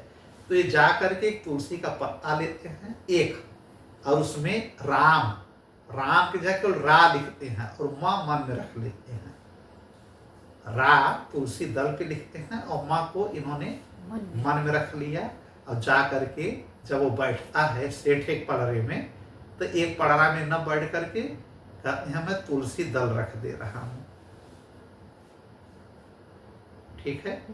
इस तुलसी दल के बराबर तुम हमको दे दो क्या, स्वर्ण मुद्रा। तब वो कहता है फिर मैं क्या बैठूं। वो बैठता नहीं है सेठ। फिर भाई वो बैठेगा तो उधर स्वर्ण रखा जाएगा। एक पड़रा पे जब इन्होंने तुलसी दल रख दिया तो एक पड़रा पे स्वर्ण रखा जाएगा, तभी तो बराबरी होगा। तो सेठ ने कहा कि ये तो आप नियम उल्टा करें, एक पे मैं बैठूंगा एक पे स्वर्ण। इन्होंने कहा नहीं, आप मत बैठिए, बस इसी के वजन के बराबर, इस तुलसी दल के वजन के बराबर हमको स्वर्ण दे दीजिए। फिर हंसने लगा कि आप आए भी निवेदन पे और इसमें तो एक सिक्का भी सोने का नहीं चढ़ेगा। इन्होंने कहा बस हमारी भूख इतना ही है, मैं इतने में तृप्त हो जाऊंगा। नामदेव जी ने कहा। अब वो लाता है, एक सिक्का रख देता है पड़रा पे, कोई फर्क नहीं। 2 सिक्का स्वर्ण रखा, 3 सिक्का रखा, रखते रखते कम से कम कई टन रख दिया। जितना उसके भंडार में हीरा जवाहरात सोना चांदी था सब रख दिया। लेकिन तुलसी दल का वो पत्ता रा जो लिखा था, वहां रा लिखा है, ये मन में माँ कहते हैं राम राम राम राम, रा हिला तक नहीं। फिर अपने रिश्तेदारों को बुला करके सबका गहना रखवा देता, अपनी पत्नियों का सेट रखवाता है। फिर हर जगह कहता है भैया हमको दीजिए, सबका लौटाएंगे। पूरा खजाना उसका खाली, पूरा उसके शहर, उसके क्षेत्र के गांव वालों का, क्षेत्र वालों का सब स्वर्ण खाली। लेकिन जरा भी तुलसी दल का वो पत्ता जो पड़ रहा था हिला तक नहीं। बराबर होने की बात छोड़िए, जब बराबर होता तब माना जाता। तुलसी दल का पत्ता नीचे और पड़ रहा ऊपर, जब बराबरी होता तब माना जाता।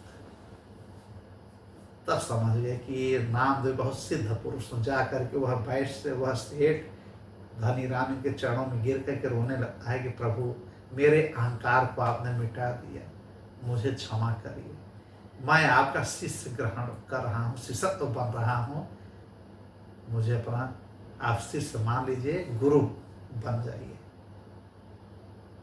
इन्होंने कहा बस इतने तुम्हारे पास स्वर्ण है।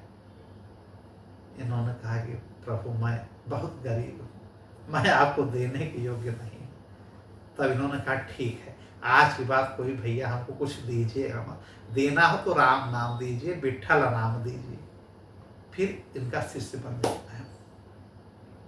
एक बार हुआ क्या, ठंडी का समय था, बगल में आग लगा हुआ था, ठीक है।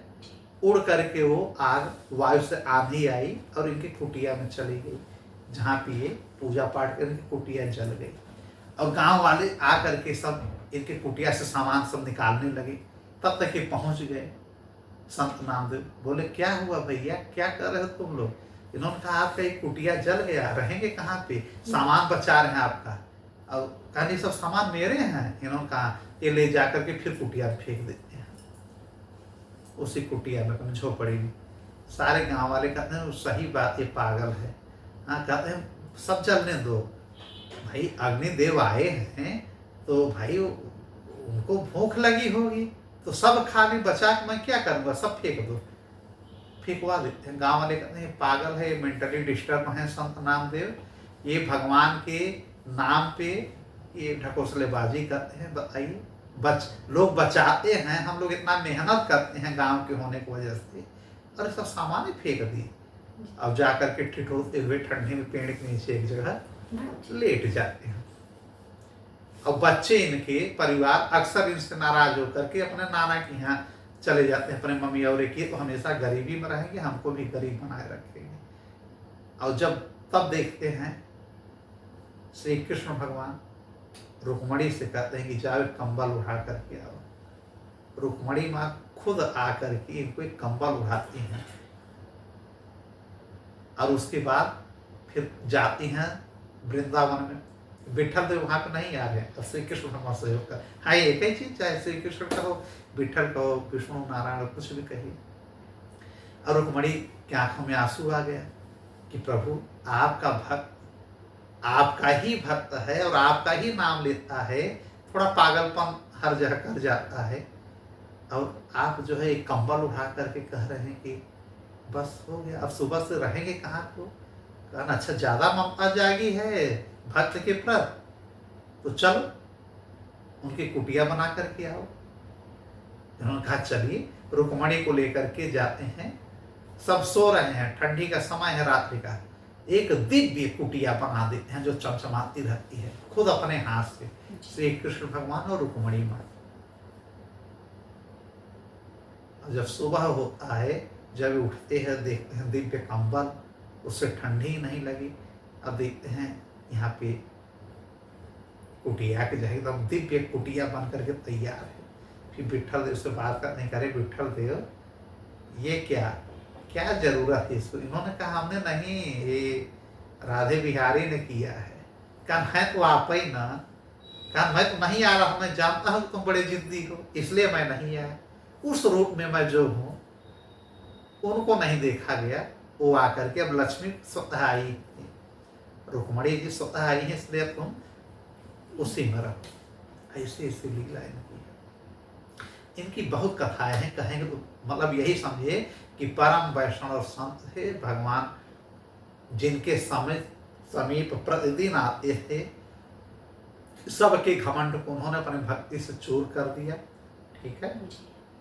अपने घर परिवार को कम संभाल पाए थे, क्योंकि वो लोग नाराज रहते थे कि ये गरीब हैं, तो थोड़ा वो भागे रहते थे परिवार वाले। लेकिन इन्होंने बहुत वैष्णव संप्रदाय को आगे बढ़ाया था। और जब इनकी मृत्यु होती है तो साक्षात परम धाम जाते हैं, ठीक है। तो आज की कथा संत नामदेव की और उधर आदि शंकराचार्य की, दो महान भक्तों की कथा हमने सुना। फिर अगली कथा फिर बात। श्रीमन नारायण। श्रीमन नारायण। राधे राधे। राधे राधे।